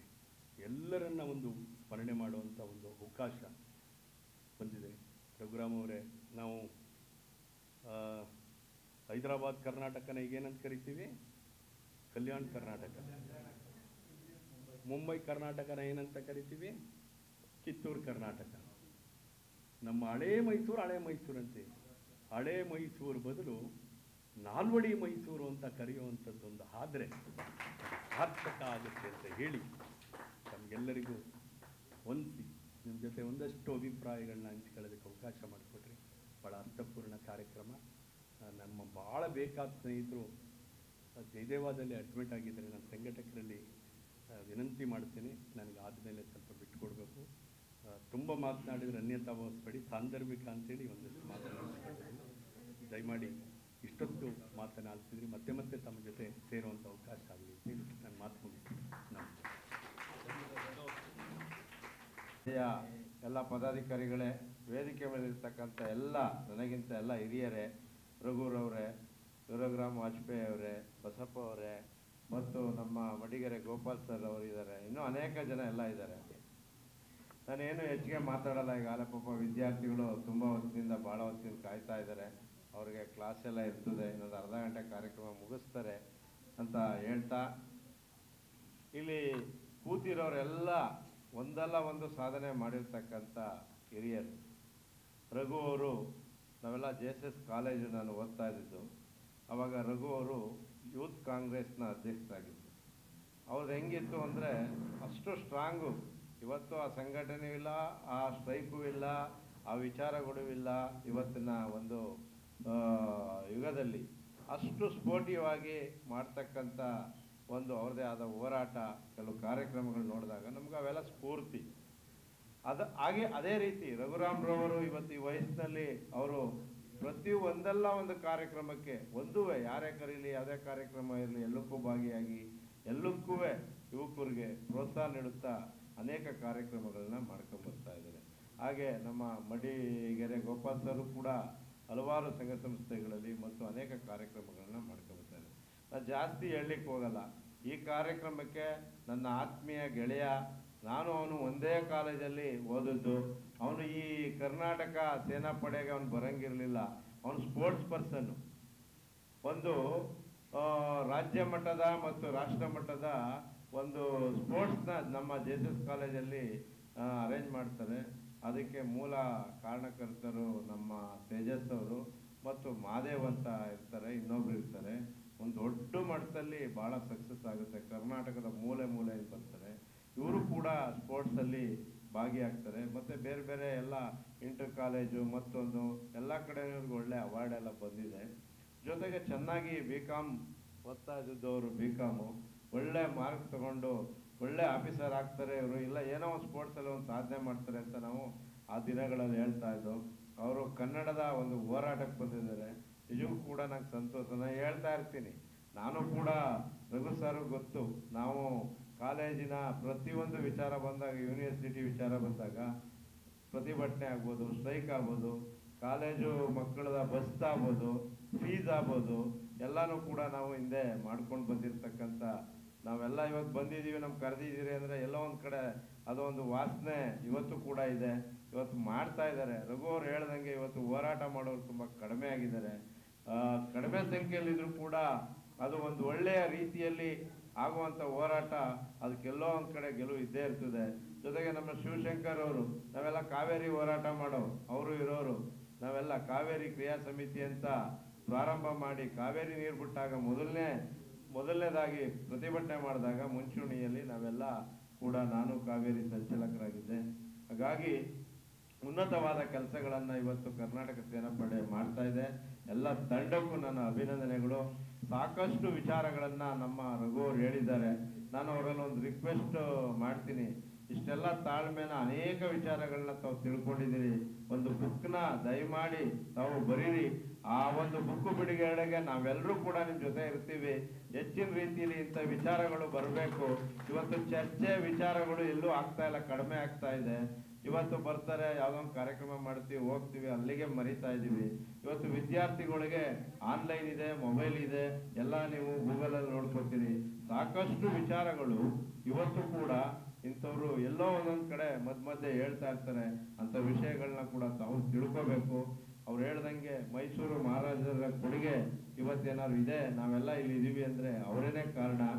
ಇವತ್ತು ಏನು ಕೆಂಗಲ್ ಹನುಮಂತಯ್ಯವರು ಇದೇ ಮೈಸೂರಿನ ಮಹಾರಾಜ ಕಾಲೇಜಲ್ಲಿ ಅವರು 1930 ಅವರು ಇಲ್ಲೇ ವ್ಯಾಸಂಗ ಮಾಡಿದಂಥವ್ರು. ಮತ್ತು ಅದೇ ರೀತಿ ಕುವೆಂಪು ಅವರು ಕೂಡ ಇದೇ ಯೂನಿವರ್ಸಿಟಿಲಿ ಅವರೆಲ್ಲ ವಿದ್ಯಾಭ್ಯಾಸ ಮಾಡಿದಂಥವ್ರು. ಅಂಥ ಒಂದು ಮೈಸೂರಿನಲ್ಲಿ ನಾವಿದ್ದೀವಿ. ಅವ್ರು ಹೇಳೋದು ಸರಿಯಾಗಿದೆ. ಏನು ನಾಲ್ವಡಿ ಅವರ ಹೆಸರಿಡಬೇಕು ಅಂತ ಮೈಸೂರು ವಿಶ್ವವಿದ್ಯಾನಿಲಯ ಆಗ್ಬೋದು, ಮತ್ತೊಂದಾಗ್ಬೋದು, ಅವ್ರದ್ದೇ ಕೊಡುಗೆ ಇರೋದ್ರಿಂದ ಅಂಥ ಮಹನೀಯರನ್ನ ನಾವು ನೆನೆಸ್ಕೊಂಡು ಅಂಥವರ ಹೆಸರನ್ನ ಇಟ್ಟರೆ ಖಂಡಿತ ಒಳ್ಳೆಯದಾಗುತ್ತೆ. ನಾವು ಕೂಡ ಕೈ ಜೋಡಿಸ್ತೀವಿ ಅಂತ ಹೇಳ್ತಾ ಈ ಒಂದು ಕಾರ್ಯಕ್ರಮಕ್ಕೆ ನನ್ನನ್ನು ಕರೆದು ನನ್ನನ್ನು ಸನ್ಮಾನಿಸೋದಕ್ಕೆ ತಮ್ಮೆಲ್ಲರಿಗೂ ನಿಮ್ಮದ ಎಲ್ಲ ಸೇನೆಯ ಮುಖ್ಯಸ್ಥರಿಗೆ ನನ್ನ ಅಭಿನಂದನೆಗಳು. ಜೈ ಜೈ ಕರ್ನಾಟಕ ಮಾತೆ. ನಾವೆಲ್ಲ ಕಾಲೇಜು ವಿದ್ಯಾರ್ಥಿಗಳ ದೆಸೆಯಿಂದಲೂ ಅವರ ಅಭಿಮಾನಿಗಳಾಗಿದ್ದಂಥವ್ರು. ನಾವು ಅವರ ಕಾರ್ಯಶೈಲಿಯನ್ನು ಕಂಡು ಮನಸ ಮೆಚ್ಚಿಕೊಂಡಿದ್ದಂಥವ್ರು ನಾವೆಲ್ಲ. ಅಂತಹ ಮಹಾನ್ ಚೇತನ, ನಿಜವಾಗ್ಲೂ ಕರ್ನಾಟಕದ ಕಣ್ಮಣಿ, ಕನ್ನಡದ ಶ್ರೇಷ್ಠ ವರಪುತ್ರ, ಅವರನ್ನು ಕಳ್ಕೊಂಡಿದ್ದೀವಿ. ಅವರನ್ನು ಈ ಸಂದರ್ಭದಲ್ಲಿ ಸ್ಮರಿಸ್ಕೊಳ್ತಾ, ಹಾಗೆ ತಾವೆಲ್ಲ ಆಗಮಿಸಿದ್ದೀರಿ. ಅದರಲ್ಲೂ ವಿದ್ಯಾರ್ಥಿನಿಯರು ದಯಮಾಡಿಸಿದ್ದೀರಿ. ನಿಜವಾಗ್ಲೂ ತುಂಬ ಸಂತೋಷ. ನಿಮಗೆಲ್ರಿಗೂ ಅಭಿನಂದನೆಗಳನ್ನು ನಾನು ಈ ಸಂದರ್ಭದಲ್ಲಿ ಸಲ್ಲಿಸ್ತೀನಿ. ಏನು 69 ವರ್ಷಗಳ ಹಿಂದೆ ಉದಯವಾಗಲಿ ಕನ್ನಡ ನಾಡು ಅಂತ ಆಸೆ ಪಟ್ಟಿದ್ರು. ಉದಯವಾಯಿತು ಕನ್ನಡ ನಾಡು. ಅಂತಹ ಒಂದು ಸುದೀರ್ಘ ಪರಂಪರೆ, ಶ್ರೇಷ್ಠ ಪರಂಪರೆ ಇರುವಂತಹ ನಮ್ಮ ಕರ್ನಾಟಕ ಮತ್ತು ಭಾಷೆ, ಶಾಸ್ತ್ರೀಯ ಭಾಷೆ ಕನ್ನಡ, ತುಂಬ ಸೊಗಸಾದ ಭಾಷೆ ಅಂಥೇಳಿ ಎಲ್ಲರಿಂದಲೂ ಇಡೀ ವಿಶ್ವಾದ್ಯಂತ ಮನ್ನಣೆ ಗೊಳಿಸಿರುವಂಥದ್ದು ನಮ್ಮ ಕನ್ನಡ ಭಾಷೆ. ಏನು ಕರ್ನಾಟಕ ಅಂತ 50 ವರ್ಷಗಳ ಹಿಂದೆ ದೇವರಾಜು ಅರಸು ಅವರು, ಸನ್ಮಾನ್ಯ ದೇವರಾಜು ಅರಸು ಅವರು ಮತ್ತೊಮ್ಮೆ ಧೀಮಂತ ಮುಖ್ಯಮಂತ್ರಿಗಳು. ಆ ಹಿಂದೆನೇ ಅಕ್ರಾಯರು ಬುಕ್ರಾಯರ ಕಾಲದಲ್ಲೇ ವಿದ್ಯಾರಣ್ಯರು ಏನು ಬಹುಮನಿ ಸಾಮ್ರಾಜ್ಯ ಆಗಬೇಕಾಗಿದ್ದಂತಹ ಒಂದು ಧಾವಂತದಲ್ಲಿ ಅವರು ವಿದ್ಯಾರಣ್ಯರು ಕರ್ನಾಟಕವನ್ನು ಕಟ್ತಾರೆ ಅಕ್ರಾಯರು ಬುಕ್ರಾಯರ ಒಂದು ನೇತೃತ್ವದಲ್ಲಿ.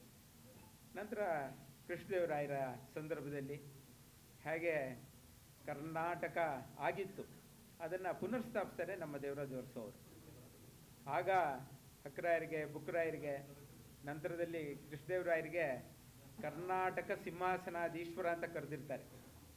ಅದೇ ಅಕ್ರಾಯರು ಬುಕ್ರಾಯರು ಇನ್ನು ವಿದ್ಯಾರಣ್ಯರಿಗೆ, ಆಮೇಲೆ ನಂತರ ವ್ಯಾಸರಾಜರಿಗೆ, ಏನು ಪುರಂದರ ಕನಕದಾಸರಿಗೆ ಗುರುಗಳಾಗಿದ್ದಂಥ ವ್ಯಾಸರಾಜರಿಗೆ ನೀವು ಶ್ರೀವಿದ್ಯಾ ಕರ್ನಾಟಕ ಸಂಸ್ಥಾಪನಾಧೀಶ್ವರರು ಅಂತ, ಸಂಸ್ಥಾಪನಾಚಾರ್ಯರು ಅಂತ ಕರೀತಾರೆ ಅವ್ರನ್ನ. ಅಷ್ಟರ ಮಟ್ಟಿಗೆ ಸಮೃದ್ಧವಾದಂತಹ ಒಂದು ದೇಶ, ಭಾಷೆ ನಮ್ಮ ಕರ್ನಾಟಕ ಅಂತ ಹೇಳಕ್ಕೆ ಸಂತೋಷ ಪಡ್ತೀನಿ.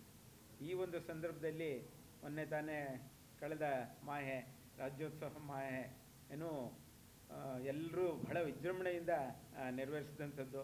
ಈ ಸಂದರ್ಭದಲ್ಲಿ ನಮ್ಮ ಮೈಸೂರಿನ ನಮ್ಮ ಜಿಲ್ಲಾ ಏನು ಸಾಹಿತ್ಯ ಪರಿಷತ್ತಿನ ಅಧ್ಯಕ್ಷರಾದ ಸನ್ಮಾನ್ಯ ಶ್ರೀ ಮಡಿಕೆರೆ ಗೋಪಾಲ್ಜಿ ಅವರಿಗೆ ಸುವರ್ಣ ರಾಜ್ಯೋತ್ಸವ ಪ್ರಶಸ್ತಿನೂ ಲಭಿಸಿದಂಥದ್ದು ತುಂಬ ನಮಗೆಲ್ಲ ಸಂತೋಷ ಆಯಿತು. ಅವ್ರಿಗೆ ಈ ಸಂದರ್ಭದಲ್ಲಿ ಮತ್ತೊಮ್ಮೆ ಬೇಕಾದಷ್ಟು ಅಭಿನಂದನೆಗಳು ಸಲ್ತಾ ಇದೆ. ಈ ಸಂದರ್ಭದಲ್ಲಿ ಮತ್ತೊಮ್ಮೆ ಅಭಿನಂದನೆಗಳನ್ನ ಸಲ್ಲಿಸ್ತಾ, ಹಾಗೆ ನಮ್ಮ ಲಿಂಗರಾಜು ಸಾಹೇಬರು ದಯಮಾಡಿಸಿದ್ದಾರೆ ಬಹಳ ಮೈಸೂರಿನ ಕೀರ್ತಿಯನ್ನು ಎತ್ತರದ ಮಟ್ಟಿಗೆ ಒಯ್ಯೋಕ್ಕೆ ಔದ್ಯಮಿಕ ಕ್ಷೇತ್ರದಲ್ಲಿ. ಯಾಕಂದರೆ ಏನು ವಿಶ್ವೇಶ್ವರಯ್ಯನವರು ಇಂಡಸ್ಟ್ರಿಯಲೈಸ್ ಆರ್ ಪೆರಿಶ್ ಅಂತಾರೋ ಹಾಗೆ ಇಂಡಸ್ಟ್ರಿಯಲೈಸೇಷನ್ ಆಗಬೇಕು ಮೈಸೂರು ಸಂಸ್ಥಾನ ಅಂತ ತುಂಬ ಶ್ರಮ ವಹಿಸ್ತಾರೆ. ಆ ನಿಟ್ಟಿನಲ್ಲಿ ನಮ್ಮ ಕೆಲಸ ಮಾಡ್ತಿರುವಂಥವ್ರು ಅಧ್ಯಕ್ಷರಾದ ಲಿಂಗರಾಜರು ಸಾಹೇಬರು, ಹಾಗೆ ನಮ್ಮ ಚಾರಮ್ಮ ಶ್ರೀನಿವಾಸ ಗೌಡರು ಚಾಮರಾಜ ಗಡಿ ಪ್ರದೇಶದಲ್ಲಿ, ನಾವು ಬೆಂಗಳೂರಿನಲ್ಲಿ ನಮ್ಮ ವಾಟಾಳ್ ನಾಗರಾಜ್ ಇರ್ತಾರೆ, ಅಲ್ಲಿ ವಾಟಾಳ್ ನಾಗರಾಜ್ ಅಂತ ಕರಿತೀವಿ ನಮ್ಮ ಶ್ರೀನಿವಾಸ ಗೌಡ್ರನ್ನ. ತುಂಬ ಏನು ಚಳುವಳಿನಲ್ಲಿ ಶಿವಕುಮಾರ್ ಅವರು ಇಲ್ಲಿ ಎದುರಿಗಿದ್ದಾರೆ. ನಮ್ಮ ಸ್ವತಃ ಲೋಕೇಶ್ ಗೌಡರು ಎಷ್ಟು ಕ್ರಿಯಾಶೀಲವಾಗಿ ಭಾಷೆ ಸಂಸ್ಕೃತಿ ಬೆಳೆಸೋಕ್ಕೆ ಅವಿರತ ಶ್ರಮಿಸ್ತಿದ್ದಾರೆ, ಅವ್ರಿಗೂ ಗೌರವಗಳನ್ನ ಸಲ್ಲಿಸ್ತಾ, ಹಾಗೆ ನಮ್ಮ ಬಸಪ್ಪಾಜಿ ಅವರಿದ್ದಾರೆ.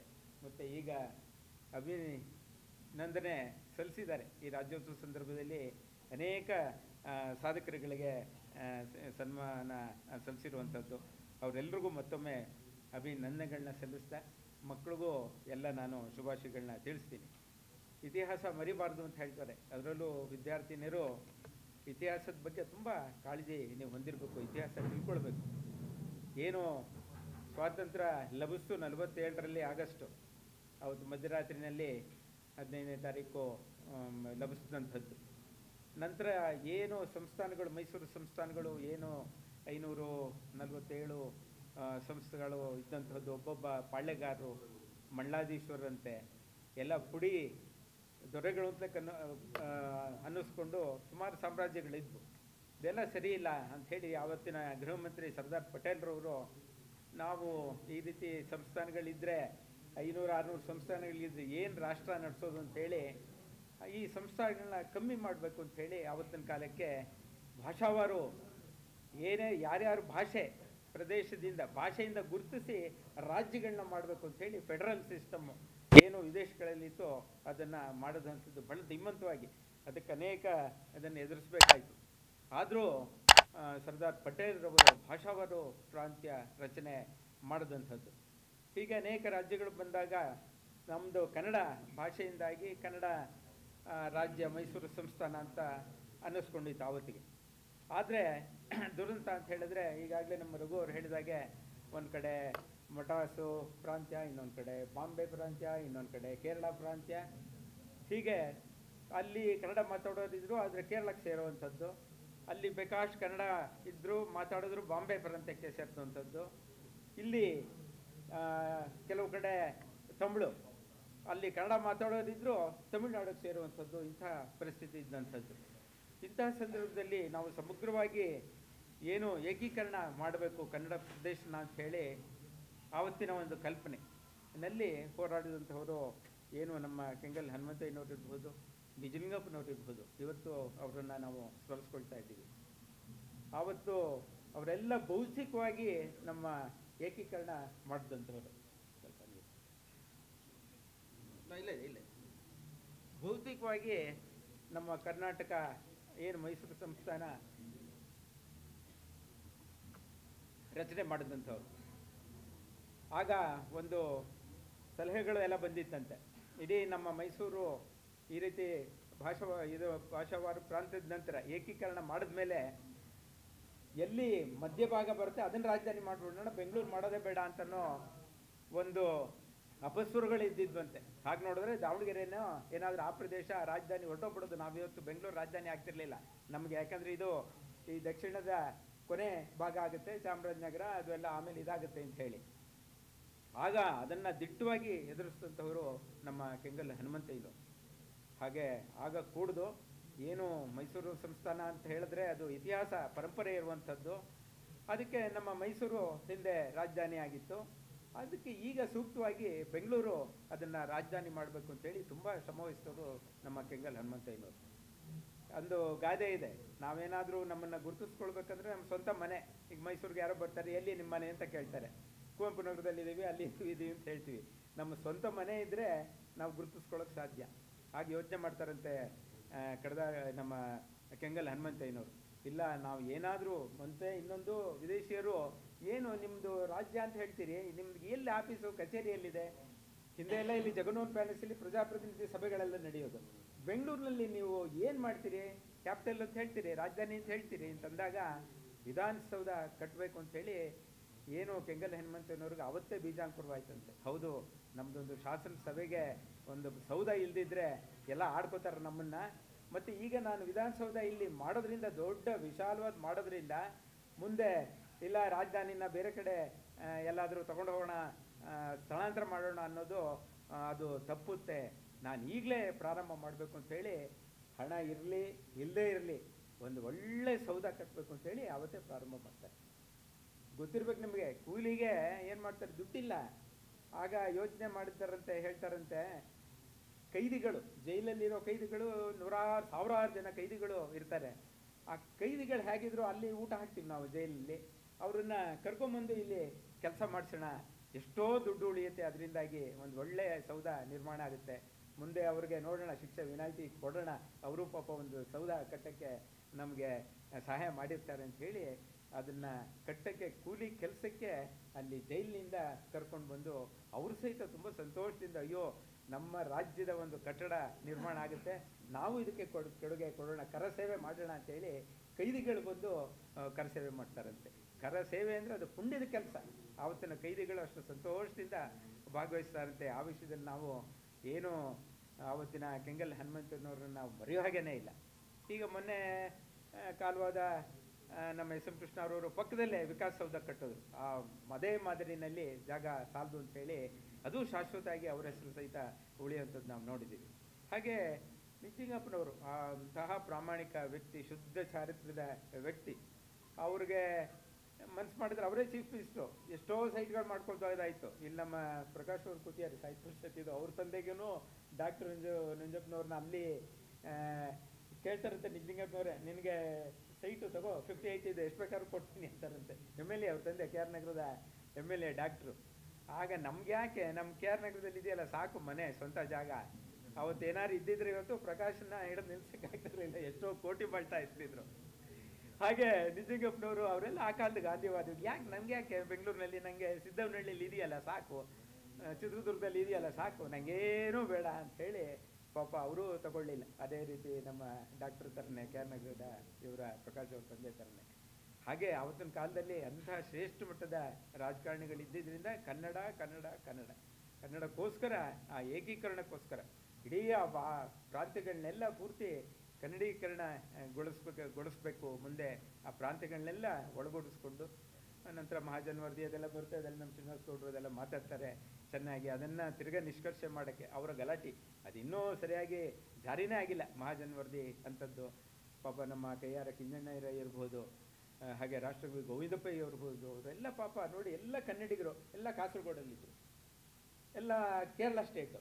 ಆದರೂ ಅವರ ವಿಳಾಸದಲ್ಲಿ ನಮ್ಮ ಕೈಯಾರ ಕಿಂಜಣ್ಣರೇ ಇರ್ಬೋದು, ಮಂಜೇಶ್ವರ ಗೋವಿಂದಪ್ಪ ಇರ್ಬೋದು, ಅವ್ರ ಅಡ್ರೆಸ್ ಹೇಗೆ ಬರಿತಾ ಇದ್ರು ಅಂದರೆ ಅವ್ರ ಹೆಸರು, ಅವರ ಮನೆ ನಂಬರು, ನಂತರ ಅದನ್ನು ಮೈಸೂರು ಸ್ಟೇಟ್ ಅಂತ ಹೇಳೋರಂತೆ. ಕೇರಳದಲ್ಲಿದ್ದರೂ ಪಾಪ ಅವರು ಇಲ್ಲ ನನಗೆ ಕೇರಳದ ಅಡ್ರೆಸ್ ಬರೆಯೋಕ್ಕೆ, ಕೇರಳ ಅಂತ ಬರೆಯೋಕ್ಕೆ ನನ್ನ ಪೆನ್ನು ಒಪ್ಪೋದೇ ಇಲ್ಲ ಅಂಥೇಳಿ ಅವ್ರ ಅಡ್ರೆಸ್ ಎಲ್ಲ ಬರೆದು ಮೈಸೂರು ಸ್ಟೇಟ್ ಅಂತ ಬರೆಯೋದು ಆ ಕಾಲದಲ್ಲಿ. ನೋಡಿ ಎಷ್ಟು ಸ್ವಾಭಿಮಾನ ಅವ್ರಿಗೆ ಪಾಪ. ಅಂತಹ ಜನಗಳು ಅಲ್ಲಿದ್ದರು. ಇನ್ನು ನಮ್ಮ ಈ ಕಡೆ ಮುಂಬೈ ಪ್ರಾಂತ್ಯದಲ್ಲಿ ಇದ್ದಂಥವ್ರು ಬೇಕಾದಷ್ಟು ಜನ, ಇನ್ನು ಹೈದರಾಬಾದು ಸಂಸ್ಥಾನದಲ್ಲಿ ಅಲ್ಲೆಲ್ಲ ಬೇಕಾದಷ್ಟು, ಬಳ್ಳಾರಿ ಇಂತಹ ಕಡೆ ಕನ್ನಡಿಗರು ನೆಲೆಸಿದಂಥದ್ದು. ಅದಕ್ಕೆಲ್ಲ ನಮಗೆ ಆದ್ಯ ಪ್ರವರ್ತಕರು ನಿಜಲಿಂಗಪ್ಪನವರು. ಇನ್ನು ಕುವೆಂಪುನವರು ಅವರೆಲ್ಲ ಭೌತಿಕವಾಗಿ ನಮ್ಮನ್ನು ಒಂದು ಮಾಡಿದ್ರೆ ಭಾವನಾತ್ಮಕವಾಗಿ ಒಂದು ಮಾಡಿದಂಥವ್ರು ನಮ್ಮ ಕುವೆಂಪುನವರು. ಅವರ ಕಾರ್ಯಕ್ಷೇತ್ರ ಕರ್ಮಭೂಮಿ ನಮ್ಮ ಮೈಸೂರಾಗಿತ್ತು. ಅವರನ್ನು ತನು ಮನದಿಂದ ನಾವೆಲ್ಲ ಒಡನಾಟ ಹೊಂದಿದ್ದು ಅನ್ನೋಕ್ಕೆ ನಮಗೆ ನಿಜವಾಗ್ಲೂ ಒಬ್ಬರ ತಪಸ್ವಿ ಜೊತೆ ನಾವು ಇದ್ವೋ ಏನೋ ಅಂತ ಹೇಳೋಕ್ಕೆ ತುಂಬ ನಮಗೆ ಹೆಮ್ಮೆ ಆಗುತ್ತೆ. ಅಂಥವರು ಭಾವನಾತ್ಮಕವಾಗಿ ಕನ್ನಡಿಗರನ್ನು ಒಂದು ಮಾಡಿದಂಥವ್ರು. ಕನ್ನಡ ಭಾಷೆ ಬಗ್ಗೆ, ಶಾಸ್ತ್ರೀಯ ಭಾಷೆ ಬಗ್ಗೆ ಇಡೀ ಶಿಕ್ಷಣ ಕ್ಷೇತ್ರದಲ್ಲಿ ಈಗಾಗಲೇ ರಘು ಅವರು ಹೇಳಿದ್ರು, ಎಂತಹ ಸುಂದರವಾದ ಮಾನಸಿಕೋತ್ತರಿಯನ್ನು ಅವರು ಕಟ್ಟಿದ್ರು. ಅವರ ಶಿಷ್ಯರು ದೇಜಗೌರವರು ಅದನ್ನು ಹೇಗೆ ನಿರ್ಮಾಣ ಮಾಡಿದ್ರು ಅನ್ನೋದು ನಾವೆಲ್ಲ ಪುಟಗಳಲ್ಲಿ ಓದಿದ್ದೀವಿ. ಅಂತಹ ಒಂದು ಒಳ್ಳೆಯ ಶಿಕ್ಷಣ ಕ್ಷೇತ್ರ ಮೈಸೂರು ಆಗಬೇಕು ಅನ್ನೋ ದೃಷ್ಟಿನಲ್ಲಿ ಅವರು ಕೆಲಸ ಮಾಡಿದಂಥವ್ರು, ಭಾವನಾತ್ಮಕವಾಗಿ ಒಂದು ಮಾಡಿದ್ರು. ಮತ್ತು ಅವತ್ತು ಇಡೀ ಕನ್ನಡಕ್ಕೆ ವಿಶ್ವದ ಒಂದು ಮಾನ್ಯತೆ ಕಲ್ಪಿಸ್ಕೊಟ್ಟವ್ರು ಅವರು. ಏನು ರಾಮಾಯಣ ದರ್ಶನಂಗೆ ಜ್ಞಾನಪೀಠ ಪ್ರಶಸ್ತಿಯನ್ನು ಪ್ರಥಮವಾಗಿ ನಮ್ಮ ಕನ್ನಡಕ್ಕೆ ದೊರಕಿಸ್ಕೊಂಡಂಥ ಮಹಾನ್ ಭಾವರು ನಮ್ಮ ಕುವೆಂಪುನವರು. ನೋಡಿ ಆವತ್ತು ಇಡೀ ವಿಶ್ವದ ಕಣ್ಣು ತೆರೀತು, ಏನೋ ಕನ್ನಡ ಅನ್ನೋ ಒಂದು ಭಾಷೆ ಇದೆಯಾ, ಅದಕ್ಕೆ ಜ್ಞಾನಪೀಠ ಪ್ರಶಸ್ತಿ ಬಂತ. ಆಮೇಲೆ ಅವರ ರಾಮಾಯಣ ದರ್ಶನ ಎಷ್ಟು ಸುಂದರವಾಗಿದೆಯಾ ಅಂಥೇಳಿ ಆ ನಂತರ ಬಿಡಿ ಎಷ್ಟೋ ಭಾಷೆಗಳಿಗೆ ಅದು ಅನುವಾದ ಆಯಿತು. ಅಂತಹ ಒಂದು ಶ್ರೇಷ್ಠ ಮಟ್ಟದ ಸಾಹಿತ್ಯವನ್ನು, ಕಾವ್ಯವನ್ನು, ಮಹಾಕಾವ್ಯವನ್ನು ಕೊಟ್ಟಂಥವರು ಕುವೆಂಪುರವರು. ಭಾವನಾತ್ಮಕವಾಗಿ ನಮ್ಮನ್ನೆಲ್ಲ ಒಂದು ಮಾಡಿದ್ರು. ಆ ವಿಶ್ವಮಾನವ ಪ್ರಜ್ಞೆ ಇರ್ಬೋದು, ಕನ್ನಡ ಜಾಗೃತಿ, ಕನ್ನಡ ಜ್ಯೋತಿ ಇರ್ಬೋದು, ಅದನ್ನೆಲ್ಲ ನಮ್ಮನ್ನು ಅವತ್ತು ತೊಡಗಿಸಿ ನಮಗೆ ಕನ್ನಡದ ಬಗ್ಗೆ ಪ್ರೀತಿ ಉಂಟು ಮಾಡಿದಂಥವರು ಕುವೆಂಪುರವರು. ಇವತ್ತು ಆ ವಿಷಯದಲ್ಲಿ ನಮಗೆ ಕುವೆಂಪುರವರು ದಾರಿ ದೀಪ ಇದ್ದ ಹಾಗೆ. ನಂತರ ಅವರ ಅನೇಕ ಶಿಷ್ಯೇಂದ್ರಗಳು ನಮ್ಮನ್ನೆಲ್ಲ ಬೆಳೆಸಿದ್ರು. ಹಾಗೆ ಇಡೀ ಕರ್ನಾಟಕ ಏಕೀಕರಣಕ್ಕೆ ಇವತ್ತು ಆ ಮಹನೀಯರನ್ನ ಸ್ಮರಿಸಲೇಬೇಕಾದಂತಹ ರಾಜ್ಯೋತ್ಸವ ಸಂದರ್ಭದಲ್ಲಿ ನಮ್ಮ ಏನು ಕರ್ನಾಟಕ ಸೇನಾಪಡೆಯ ಲೋಕೇಶ್ ಗೌಡ್ರು ತುಂಬ ಒಳ್ಳೆ ಕೆಲಸ ಮಾಡಿದ್ದಾರೆ, ಒಳ್ಳೆ ಸಾಧಕರನ್ನು ಗುರುತಿಸಿದ್ದಾರೆ. ಮಕ್ಕಳಿಗೆ ಇವತ್ತು ಈ ಒಂದು ಇತಿಹಾಸ ಗೊತ್ತಾಗಲಿ ಅಂತ ಹೇಳಿ ಅವ್ರನ್ನೆಲ್ಲ ಕರೆಸಿ ಅವ್ರಿಗೆಲ್ಲ ಪುರಸ್ಕಾರ ನೀಡಿದ್ದಾರೆ. ಅವರೆಲ್ಲರಿಗೂ ಶುಭವಾಗಲಿ ಅಂತ ತಿಳಿಸ್ತಾ ಮತ್ತೊಮ್ಮೆ ಎಲ್ರಿಗೂ ರಾಜ್ಯೋತ್ಸವ ಶುಭಾಶಯಗಳು. ಎಲ್ರಿಗೂ ಮತ್ತೊಮ್ಮೆ ಶುಭವಾಗಲಿ. ನಮಸ್ಕಾರ. ಮೇಲಿರುವ ಎಲ್ಲ ಗಣ್ಯರೇ, ಮುಂಭಾಗದಲ್ಲಿರುವ ಹಿರಿಯರೇ, ವಿದ್ಯಾರ್ಥಿಗಳೇ, ಈ ಒಂದು ಒಳ್ಳೆಯ ವಿಶೇಷವಾದ ಕಾರ್ಯಕ್ರಮಕ್ಕೆ ನಾವೆಲ್ಲರೂ ಸೇರಿರೋದು ಸಂತೋಷ ತಂದಿದೆ. ಯಾಕಂದರೆ ಕರ್ನಾಟಕ ಏಕೀಕರಣದ ಅಂಗವಾಗಿ ತೇಜಸ್ ಗೌಡ ಅವರು ಇದುವರೆಗೂ ಅನೇಕ ಕಾರ್ಯಕ್ರಮಗಳನ್ನು ಮಾಡ್ಕೊಂಡು ಬಂದಿದ್ದಾರೆ. ಅದೊಂದು ಅರ್ಥಪೂರ್ಣವಾಗೇ ಮಾಡ್ಕೊಂಡು ಬರ್ತಾರೆ. ಅದು ಒಂದಲ್ಲ ಒಂದು ಸಂದೇಶ ಇರುತ್ತೆ ಅದರಲ್ಲಿ. ಆ ಸಂದೇಶನ ತಿಳಿಸೋದಕ್ಕೆ ಒಂದು ವೇದಿಕೆಯನ್ನು ಸಿದ್ಧ ಮಾಡ್ತಾರೆ. ಆ ವೇದಿಕೆಯಲ್ಲಿ ಬಂದಂಥವರು ಈಗ ನಾವು ನೋಡಿದಾಗೆ ಕೌಟಿಲ್ಯ ರಘು ಅವರು ಅನೇಕ ವಿಶೇಷವಾದ ಒಂದು ಸಂದರ್ಭಗಳನ್ನು ನಮಗೆ ನೆನೆಸಿ ಒಂದು ಮಾತುಗಳನ್ನು ಆಡಿದ್ದಂಥದ್ದು ಸ್ಫೂರ್ತಿ ತರುವಂಥದ್ದು. ಅದೇ ರೀತಿಯಲ್ಲಿ ಈಗ ನಮ್ಮ ಹಿರಿಯರಾದಂಥ ವಾಜಪೇಯಿ ಅವರು ಸಹ ಅದೇ ರೀತಿಯಲ್ಲಿ ಮಾತಾಡಿದ್ದಂಥದ್ದು. ಇದೆಲ್ಲ ವಿದ್ಯಾರ್ಥಿಗಳು ತಿಳ್ಕೊಳ್ಳೋದಕ್ಕೆ ಮತ್ತು ನಮಗೂ ಸಹ ಅನೇಕ ವಿಷಯಗಳು ಗೊತ್ತಿರೋದಿಲ್ಲ. ಹಿರಿಯರು ಹೇಳಿದಾಗ್ಲೇ ನಾವು ಅದಕ್ಕೆ ತಿಳ್ಕೊಂಡು ಸ್ಫೂರ್ತಿಯಾಗಿ ಮುಂದೋಗೋದಕ್ಕೆ ಸಾಧ್ಯ. ವಿದ್ಯಾರ್ಥಿಗಳು ಅಷ್ಟೇನೆ ಅನೇಕ ವಿಷಯಗಳು ನೀವು ಕಾಲೇಜಲ್ಲಿ ತಿಳ್ಕೊಳ್ತೀರಾ. ಅಲ್ಲಿ ಕಾಲೇಜಲ್ಲಿ ನಿಮ್ಗೆ ಏನಂದ್ರೆ ವಿವೇಕ ಸಿಗುತ್ತೆ, ನಾಲೆಡ್ಜ್ ಸಿಗುತ್ತೆ, ಆದ್ರೆ ಜ್ಞಾನ ಸಿಗೋದಿಲ್ಲ.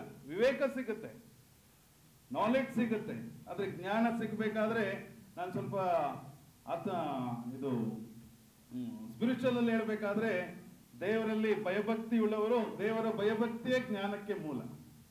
ದೇವರಲ್ಲಿ ಭಯಭಕ್ತಿಯಿಂದ ಎಷ್ಟು ನಡೆದಾಗ ಆ ಜ್ಞಾನ ನೀವು ಗಳಿಸ್ಕೊಳ್ತೀರಿ. ಆ ಜ್ಞಾನದಿಂದ ಈಗ ಅನೇಕ ಹಿರಿಯರದ ಮಾತುಗಳನ್ನು ನಾವು ಕೇಳಿದ್ದೇವೆ. ಮುಂದೊಂದು ದಿವಸ ನೀವು ಸಹ ಈ ಕರ್ನಾಟಕ ರಾಜ್ಯ ಬೆಳೆಯೋದ್ರಲ್ಲಿ ಅದಕ್ಕೆ ಪಾತ್ರಧಾರಿಗಳಾಗಿ ನಿಮ್ಮ ಮಾತುಗಳನ್ನು ಸಹ ಮುಂದಿನ ಪೀಳಿಗೆ ಕೇಳಬೇಕು. ಆ ರೀತಿಯಲ್ಲಿ ನೀವು ಸಹ ಬೆಳಿಬೇಕು. ಯಾಕಂತ ಹೇಳಿದ್ರೆ ಅನೇಕರು ಪ್ರಾರ್ಥನೆ ಮಾಡ್ತೀರಿ, ದೇವರಲ್ಲಿ ಪ್ರಾರ್ಥನೆ ಮಾಡ್ತೀರಿ, ನಂಬಿಕೆ ಇಟ್ಟಿರ್ತೀರಿ. ಆದ್ರೆ ಕೆಲವರಲ್ಲಿ ಧೈರ್ಯ ಇರೋದಿಲ್ಲ ಮುನ್ನುಗ್ಗೋದಕ್ಕೆ, ಕೆಲವರಲ್ಲಿ ಕ್ರಿಯೆ ಇರೋದಿಲ್ಲ, ಆಕ್ಷನ್. ಏನಂದ್ರೆ ಪ್ರೇಯರ್ ಇದೆ, ಬಿಲೀಫ್ ಇದೆ, ಆದ್ರೆ ಕರೇಜ್ ಇರಲ್ಲ, ಮತ್ತೆ ಕ್ರಿಯೆ ಇರಲ್ಲ, ಆಕ್ಷನ್ ಇರಲ್ಲ. ಎಲ್ಲರೂ ಪ್ರಾರ್ಥನೆ ಮಾಡ್ತಿರ್ತೀರಿ, ನಂಬಿಕೆ ಇರುತ್ತೆ, ದೇವರು ಮಾಡ್ತಾನೆ ಅಂದ್ರೆ, ಆದ್ರೆ ನೀವು ಧೈರ್ಯದಿಂದ ಮುಂದೆ ನುಗ್ಗಿದಾಗ, ಆ ಆಕ್ಷನ್ ಕ್ರಿಯೆ ನಿಮ್ಮಲ್ಲಿದ್ದಾಗ ಖಂಡಿತವಾಗ್ಲೂ ನಿಮ್ಮ ಗುರಿನ ನೀವು ತಲುಪಬಹುದು. ಬೇಡಿಕೊಂಡ್ರೆ ಸಿಗುತ್ತದೆ, ತಟ್ಟಿದ್ರೆ ತೆಗೆಯುತ್ತೆ, ಕೇಳಿದ್ರೆ ಕೊಡಲ್ಪಡುತ್ತೆ ಅಲ್ವಾ ಗೋಪಾಲಣ್ಣ? ಬಾಗಿಲು ಹಾಕಿರ್ತಾರೆ, ತಟ್ಟಿದ್ರೆ ತಾನೇ ಬಾಗಿಲು ತೆಗೆಯೋದು, ಕೇಳ್ಕೊಂಡ್ರೆ ತಾನೇ ದೇವರು ಕೊಡೋದು. ಸೊ ಅದೇ ರೀತಿಯಲ್ಲಿ ನೀವು ತಟ್ಟಬೇಕಾದ್ರೆ ಬಾಗಿಲುಗಳು ತೆರೆಯಲ್ಪಡುತ್ತೆ. ಆ ಬಾಗಿಲುಗಳು ತೆರೆದಾಗ ಅನೇಕ ವಿಶೇಷವಾದ ಕಾರ್ಯಗಳು ನೀವು ನೋಡ್ತೀರಿ, ಅನೇಕವಾದ ಮಾರ್ಗಗಳು ನಿಮಗೆ ತೆರೆಯುತ್ತೆ. ಈ ವಿದ್ಯಾರ್ಥಿ ದಶೆಯಲ್ಲಿ ನೀವು ಇರಬೇಕಾದ್ರೆ ಅನೇಕ ಬಾಗಿಲುಗಳನ್ನು ತೆರೆಯುವುದಕ್ಕೆ ನೀವು ಪ್ರಯತ್ನ ಮಾಡಬೇಕು. ನೀವು ಹೋಗ್ತೀರಿ, ಬರ್ತೀರಿ, ಮನೆಗೆ ತಿರ್ಗಾ ಓದ್ತೀರಿ, ತಂದೆ ಏನ್ ಕೊಟ್ಟಿದ್ದಾರೆ ಅದೇ ಮಾಡೋಂಥದ್ದಲ್ಲ. ವಿಶೇಷವಾದ ನಿಮ್ಮ ಜ್ಞಾನನ ಉಪಯೋಗ ಮಾಡಿ ನೀವು ಆ ಬಾಗಿಲುಗಳನ್ನ ತೆರೆದಿರೋಂಥದ್ದು ಬಾಗಿಲುಗಳು ಒಳಗೋಗಿ ಒಕ್ಕಿ ಏನಿದೆ ಏನಂತ ಡಿಗ್ ಮಾಡಬೇಕು. ಆಗ ಮಾತ್ರ ಸಮಾಜದಲ್ಲಿ ನೀವು ಸಹ ಒಂದು ಒಳ್ಳೆಯ ವ್ಯಕ್ತಿತ್ವಗಳನ್ನ ಬೆಳೆಸ್ಕೊಂಡು ವ್ಯಕ್ತಿಗಳಾಗಿ ನೀವು ಒಂದು ಈ ಕರ್ನಾಟಕ ರಾಜ್ಯಕ್ಕೆ ಒಂದು ವಿಶೇಷ ಕೊಡುಗೆ ಕೊಡ್ಬೋದು ಅಂತ ನಾನು ಸಹ ಹೇಳ್ತಾ ಈ ಮಾತುಗಳನ್ನ ಹಾಡೋದಕ್ಕೆ ಸಮಯ ಕೊಟ್ಟದಕ್ಕಾಗಿ, ಯಾಕಂದ್ರೆ ಈಗಾಗಲೇ ಹೊಟ್ಟೆ ಹಸಿತಿದೆ, ನಿಮ್ಗೆ ಯಾವಾಗ ಬಿಟ್ಟರು ಸಾಕಪ್ಪ, ನೀವು ಹೋಗ್ಬೇಕು ಅಂತ ಕಾಯ್ತಿದ್ದೀವಿ. ಸೊ ಅಂಥದ್ರಲ್ಲಿ ನಾವು ಜಾಸ್ತಿ ಮಾತಾಡದೆ ದೇವರು ನಿಮ್ಮೆಲ್ಲರನ್ನ ಆಶೀರ್ವಾದ ಮಾಡಲಿ. ಮತ್ತೆ ತೇಜಸ್ ಗೌಡ ಇದೇ ರೀತಿ ಅನೇಕವಾದ ವಿಶೇಷ ಕಾರ್ಯಕ್ರಮಗಳ ಕೊಡ್ಲಿ, ಅವ್ರ ಜೊತೆಗೆ ಇನ್ನೂ ಅನೇಕರು ಸೇರಿ ಅವ್ರಿಗೂ ಸಹ ಒಳ್ಳೇದಾಗ್ಲಿ ಅಂತ ದೇವರಲ್ಲಿ ಬೇಡ್ತಾ ಈ ಮಾತನ್ನು ಮುಗಿಸ್ತೀನಿ. ಬಹಳ ಧನ್ಯವಾದಗಳು ಆರ್ ಜೇಸುದಾಸ್ ಅವರಿಗೆ. ಸಮಯದ ಅಭಾವ, ಅತಿಥಿಗಳು ಮಾತಾಡೋದ್ರಿಂದ ತಡವಾಯಿತು. ನಿಮ್ಮ ಸಮಯವನ್ನು ತೆಗೆದುಕೊಳ್ಳಲ್ಲ, 2 ನಿಮಿಷ. ನಮ್ಮ ಕರ್ನಾಟಕ ಸೇನಾಪಡೆ ಜಿಲ್ಲಾ ಘಟಕ ವತಿಯಿಂದ ಇವತ್ತು ಏನು ಕರ್ನಾಟಕ ಏಕೀಕರಣ ಅಂತಂದ್ರೆ ವಿದ್ಯಾರ್ಥಿಗಳೇ, ಏಕೀಕರಣ ಅಂದ್ರೆ ಏನು? ತಾವೆಲ್ಲ ವಿದ್ಯಾರ್ಥಿಗಳಿದ್ರೆ ಏಕೀಕರಣ ಅಂದ್ರೆ ಏನು? ನಾನು ಹೇಳ್ತಕ್ಕಂಥ ಕೆಲವು ವಿಚಾರಗಳು ನಿಮ್ಮ ಪರೀಕ್ಷೆಗೆ ಬಹಳ ಸಹಾಯಕ ಆಗುತ್ತೆ, ದಯವಿಟ್ಟು ತಾವು ಗಮನದಲ್ಲಿ ಇಟ್ಕೊಳ್ಳಿ. ನಮ್ಮಲ್ಲಿ ಭಾಷಾವಾರು ಪ್ರಾಂತ್ಯಗಳು ರಚನೆ ಆಯಿತು 1956ನೇ ಇಸ್ವಿನಲ್ಲಿ. ಒಂದು ಕಾಲದಲ್ಲಿ ಕರ್ನಾಟಕ ಕಾವೇರಿಯಿಂದ ಗೋದಾವರಿಯವರೆಗೆ ರಾಜ್ಯ ಇತ್ತು. ಇಮ್ಮಡಿ ಪುಲಕೇಶಿ ಕಾಲದಲ್ಲಿ ಕರ್ನಾಟಕದಲ್ಲಿ ಎಲ್ಲಿವರೆಗಿತ್ತು? ಕಾವೇರಿಯಿಂದ ಗೋದಾವರಿಯವರೆಗಿತ್ತು. ಅದನ್ನು ಇಬ್ಬಾಗ ಮಾಡಿದ್ರು ಯಾರು ಗೊತ್ತಾ? ಬ್ರಿಟಿಷ್ನವರು ಬಂದು ಅವರ ಆಡಳಿತಕ್ಕೆ ಅನುಕೂಲ ಆಗಲಿ ಅಂತ ನಮ್ಮ ಕನ್ನಡಿಗರನ್ನ ಹೊಡೆದು ಎಲ್ಲ ಇಬ್ಬಾಗ ಮಾಡ್ಬಿಟ್ಟು ಎಲ್ಲ ಹೊಡೆದೋಗ್ಬಿಟ್ರು ಹೇಳ್ತಾರೆ. ಆದ್ರೆ ನಾವೆಲ್ಲ ಒಂದ್ ಕಡೆ ಸೇರ್ಬೇಕು ಅಂತೇಳಿ ಆ ಕಾಲದಲ್ಲಿ ಬಹಳ ದೊಡ್ಡ ಹೋರಾಟ ನಡೀತು. ಅದೇ ಕರ್ನಾಟಕ ಏಕೀಕರಣ. ಕರ್ನಾಟಕ ಹಿಂದೆ ಈ ರೀತಿ ಇರಲಿಲ್ಲ. ಒಂದ್ ಕಡೆ ಮುಂಬೈ ಕರ್ನಾಟಕ, ಒಂದ್ ಕಡೆ ಹೈದರಾಬಾದ್ ಕರ್ನಾಟಕ, ಒಂದ್ ಕಡೆ ಬಾಂಬೆ ಕರ್ನಾಟಕ, ಒಂದ್ ಕಡೆ ಮದ್ರಾಸ್ ಕರ್ನಾಟಕ, ನಾವು ಹಳೆ ಮೈಸೂರು. ನಮ್ದಿದ್ದು ಬರೀ 9 ಜಿಲ್ಲೆ ಮಾತ್ರ. ನಾವೇನ್ ಹಳೆ ಮೈಸೂರು ನಮ್ಮ ನಾಲ್ವಡಿ ಕೃಷ್ಣ ರಾಜ ಮಹಾರಾಜರು ಹೇಳಿದ್ರಲ್ಲ, ನಮ್ದಿದ್ದು ಬರೀ 9 ಜಿಲ್ಲೆ. ಅದನ್ನ ಅಖಂಡ ಕರ್ನಾಟಕ ಮಾಡ್ಬೇಕು ಅಂತೇಳಿ ಅವತ್ತು ಬಹಳ ದೊಡ್ಡ ಹೋರಾಟ ನಡೀತು. ಆ ಹೋರಾಟಕ್ಕೆ ನಮ್ಮ ಮೈಸೂರಿನ ಅನೇಕ ರಾಜಕೀಯ ನಾಯಕರು ನಾವು ಬೆಂಬಲವನ್ನ ಕೊಡ್ಲಿಲ್ಲ ಅವತ್ತು.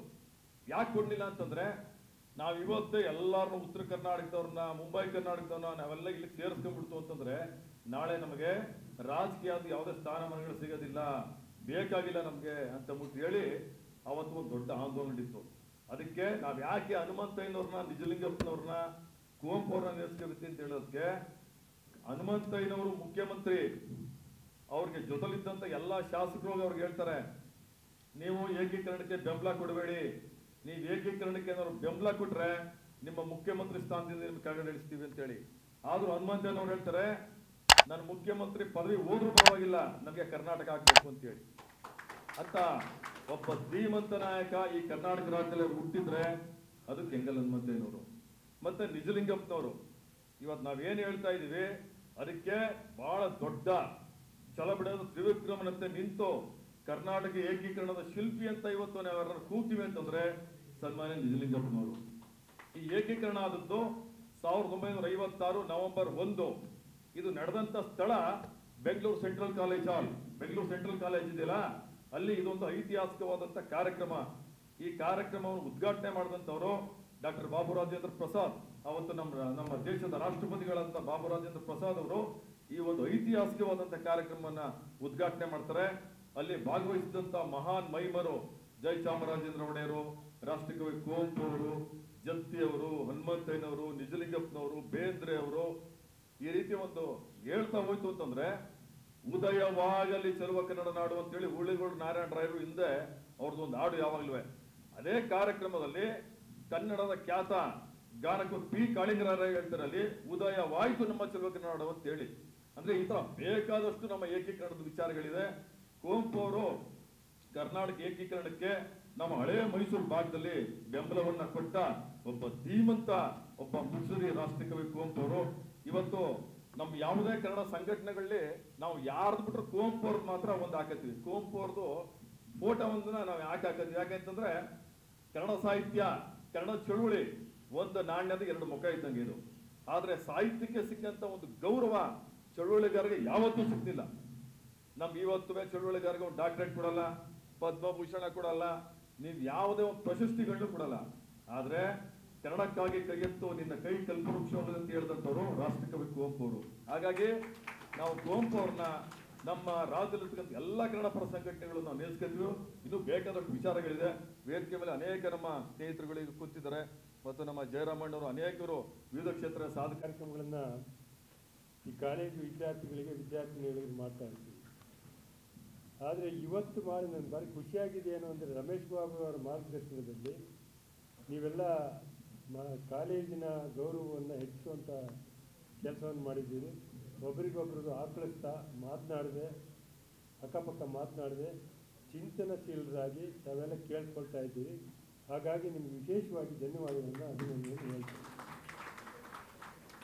ನಿಮ್ಮ ಗುರುಗಳಿಗೆ ನೀಡಿದ ದೊಡ್ಡ ಕಾಣಿಕೆ ಏನು ಅಂತೇಳಿ ನಾನು ಅಂದ್ಕೊಂಡಿದ್ದೇನೆ. ಗೆಳೆಯ ಲೋಕೇಶ್ ಅವರು, ತೇಜಸ್ ಲೋಕೇಶ್ ಅವರು ಮತ್ತು ಅವ್ರ ಗೆಳೆಯರು ಈ ಒಂದು ಕರ್ನಾಟಕ ಸೇನಾಪಡೆಯನ್ನು ಕಟ್ಟಿಕೊಂಡು ನಿತ್ಯ ನಿರಂತರವಾಗಿ ಅವರ ಮನೆ, ಮಠ, ಹೆಂಡತಿ, ಮಕ್ಕಳು ಎಲ್ಲ ಬಿಟ್ಟು ಈ ಕಾಯಕವನ್ನು ಭಾಳ ಪ್ರೀತಿಯಿಂದ, ಗೌರವದಿಂದ ಮಾಡ್ತಾ ಬರ್ತಾ ಇದ್ದಾರೆ. ಆ ಕಾರಣಕ್ಕಾಗಿ ಅವರಿಗೆ ನಾನು ವಿಶೇಷವಾಗಿ ಧನ್ಯವಾದಗಳು ಹೇಳ್ತೇನೆ. ತೇಜಸ್ ಲೋಕೇಶ್ ಗೌಡ ಅವರ ಜೊತೆಯಲ್ಲಿ ಹಿರಿಯ ಚೇತನಗಳನ್ನು ಮುಂದ್ಗಡೆ ಕೊಳ್ತಿದ್ದಾರೆ. ಅವರು ಒಂದು ರೀತಿ ಹೆಮ್ಮರದ ರೀತಿಯಲ್ಲಿ ಅವರಿಗೆ ಮಾರ್ಗದರ್ಶನ ಮಾಡ್ತಾರೆ. ಸೋದರಿಯರು ಇದ್ದಾರೆ, ಹಾಗೆ ಅನೇಕ ಗೆಳೆಯರು ಹಿಂದೆ ನಿಂತಿದ್ದಾರೆ. ಈಗ ನಮಗೇನು ಗೊತ್ತಾ, ನಮ್ಗೆ ಕುರ್ಚಿ ಇರಲೇಬೇಕು. ತೇಜಸ್ ಗೌಡರು ಹೊರಗಡೆ ನಿಂತಿದ್ರು, ಹೊರಗಡೆ ಕುಳಿತುಕೊಂಡಿದ್ರು, ಫೋಟೋಕ್ಕೂ ಸರಿಯಾಗಿ ನಿಲ್ಲಿಲ್ಲ. ನಮಗೆ ಫೋಟೋ ಇಲ್ಲ ಅಂದರೆ ಆಗೋದೇ ಇಲ್ಲ, ನಮಗೆ ಮಧ್ಯೆ ಕುರ್ಚಿ ಇರಲೇಬೇಕು.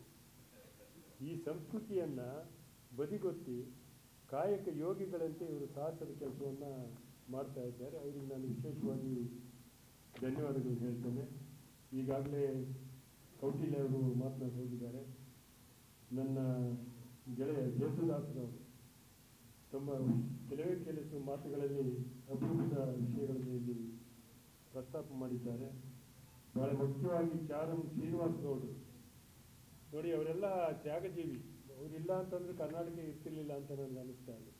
ಅವರಂತೂ ಸಾವಿರಾರು ಜನಗಳ ಈ ನಾಡಿನಲ್ಲಿ ಇದ್ದಾರೆ. ಅವ್ರನ್ನ ಅವರೇ ಹೇಳ್ಕೊಂಡ್ರು, ನಮಗೆ ಗೌರವನೇ ಇಲ್ಲ, ಘನತೆನೂ ಇಲ್ಲ, ಡಾಕ್ಟರೇಟು ಇಲ್ಲ, ಯಾವುದೂ ಇಲ್ಲ. ಅದು ಯಾವುದೂ ಇಲ್ಲದೆ ಇದ್ದರೂ ಜಲದಂಕ ಮಲ್ಲರು ನಿತ್ಯ ನಿರಂತರವಾಗಿ ಎಲ್ಲಿ ಕನ್ನಡಕ್ಕೆ, ನಾಡಿಗೆ, ನುಡಿಗೆ, ನೀರಿಗೆ ಅನ್ಯಾಯವಾದಾಗ ಎಲ್ಲ ಬೀದಿಗೆ ನಿಂತು ಸರ್ಕಾರವನ್ನು, ಅಧಿಕಾರಿಗಳನ್ನು ಬೆದರಿಸುವಂಥ ಎಚ್ಚರಿಕೆ ಕೊಡುವಂಥ ಕೆಲಸವನ್ನು ಅವರು ಪ್ರೀತಿಯನ್ನು ಮಾಡ್ತಾ ಇದ್ದಾರೆ. ಅವರು ಸ್ವಾರ್ಥಕ್ಕಲ್ಲ, ಇದು ನಾಡಿಗೆ, ನಿಮಗೆ, ನಮಗೆ ಮಾಡ್ತಾ ಇರತಕ್ಕಂಥ ಕೆಲಸ ಅಂತ ಎಲ್ಲ ಸೀನಿಯರ್ಸ್ ಸೇರಿದಾಗ ಅವರೆಲ್ಲ ಜನರಿಗೆ ನಾನು ಅಭಿನಂದನೆ ಸಲ್ಲಿಸ್ತೇನೆ.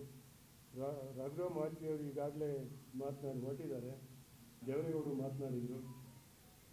ಭಾಳ ಮುಖ್ಯವಾಗಿ ನನಗೆ ಖುಷಿ ತರ್ತಾ ಇರೋದು ಅಂತಂದರೆ, ಈ ಸಂಭ್ರಮದಲ್ಲಿ ನನ್ನ ಸೋದರಿಯರು, ಸಾಧನೆ ಮಾಡಿದಂಥ ಸೋದರಿಯರಿಗೆ ಮುಂದೆ ಸನ್ಮಾನ ಇದೆ. ಇದು ತುಂಬ ಜರೂರು ಮತ್ತು ಅಗತ್ಯ ಯಾವ ಕೆಲಸ ಅಂತ ತಿಳ್ಕೊಂಡು ನಮ್ಮ ಈ ಕರ್ನಾಟಕ ಸೇನಾಪಡೆಯ ಗೆಳೆಯರು ಮಾಡ್ತಾ ಇದ್ದಾರೆ. ಹಾಗೆ ಬಹಳ ಮುಖ್ಯವಾಗಿ ಇನ್ನೊಂದು ಅಪರೂಪದ ಕೆಲಸ ಅಂದರೆ ಕರ್ನಾಟಕ ಸುವರ್ಣ ಸಂಭ್ರಮ ಸೇವಾ ಪ್ರಶಸ್ತಿ. ನಾವು ನೋಡಿ ಸಾಹಿತ್ಯ ಪರಿಷತ್ತಿಂದ ಈ ಕೆಲಸವನ್ನು ಮಾಡ್ತಾ ಇರ್ತೇವೆ. ಆದರೂ ಅನೇಕ ಸಾಧಕರು ಹಾಗೆ ಉಳ್ಕೊಂಡ್ಬಿಡ್ತಾರೆ, ನಾವು ಅವ್ರ ಗಮನಕ್ಕೆ ತರಲಿಕ್ಕೆ ಆಗಲ್ಲ.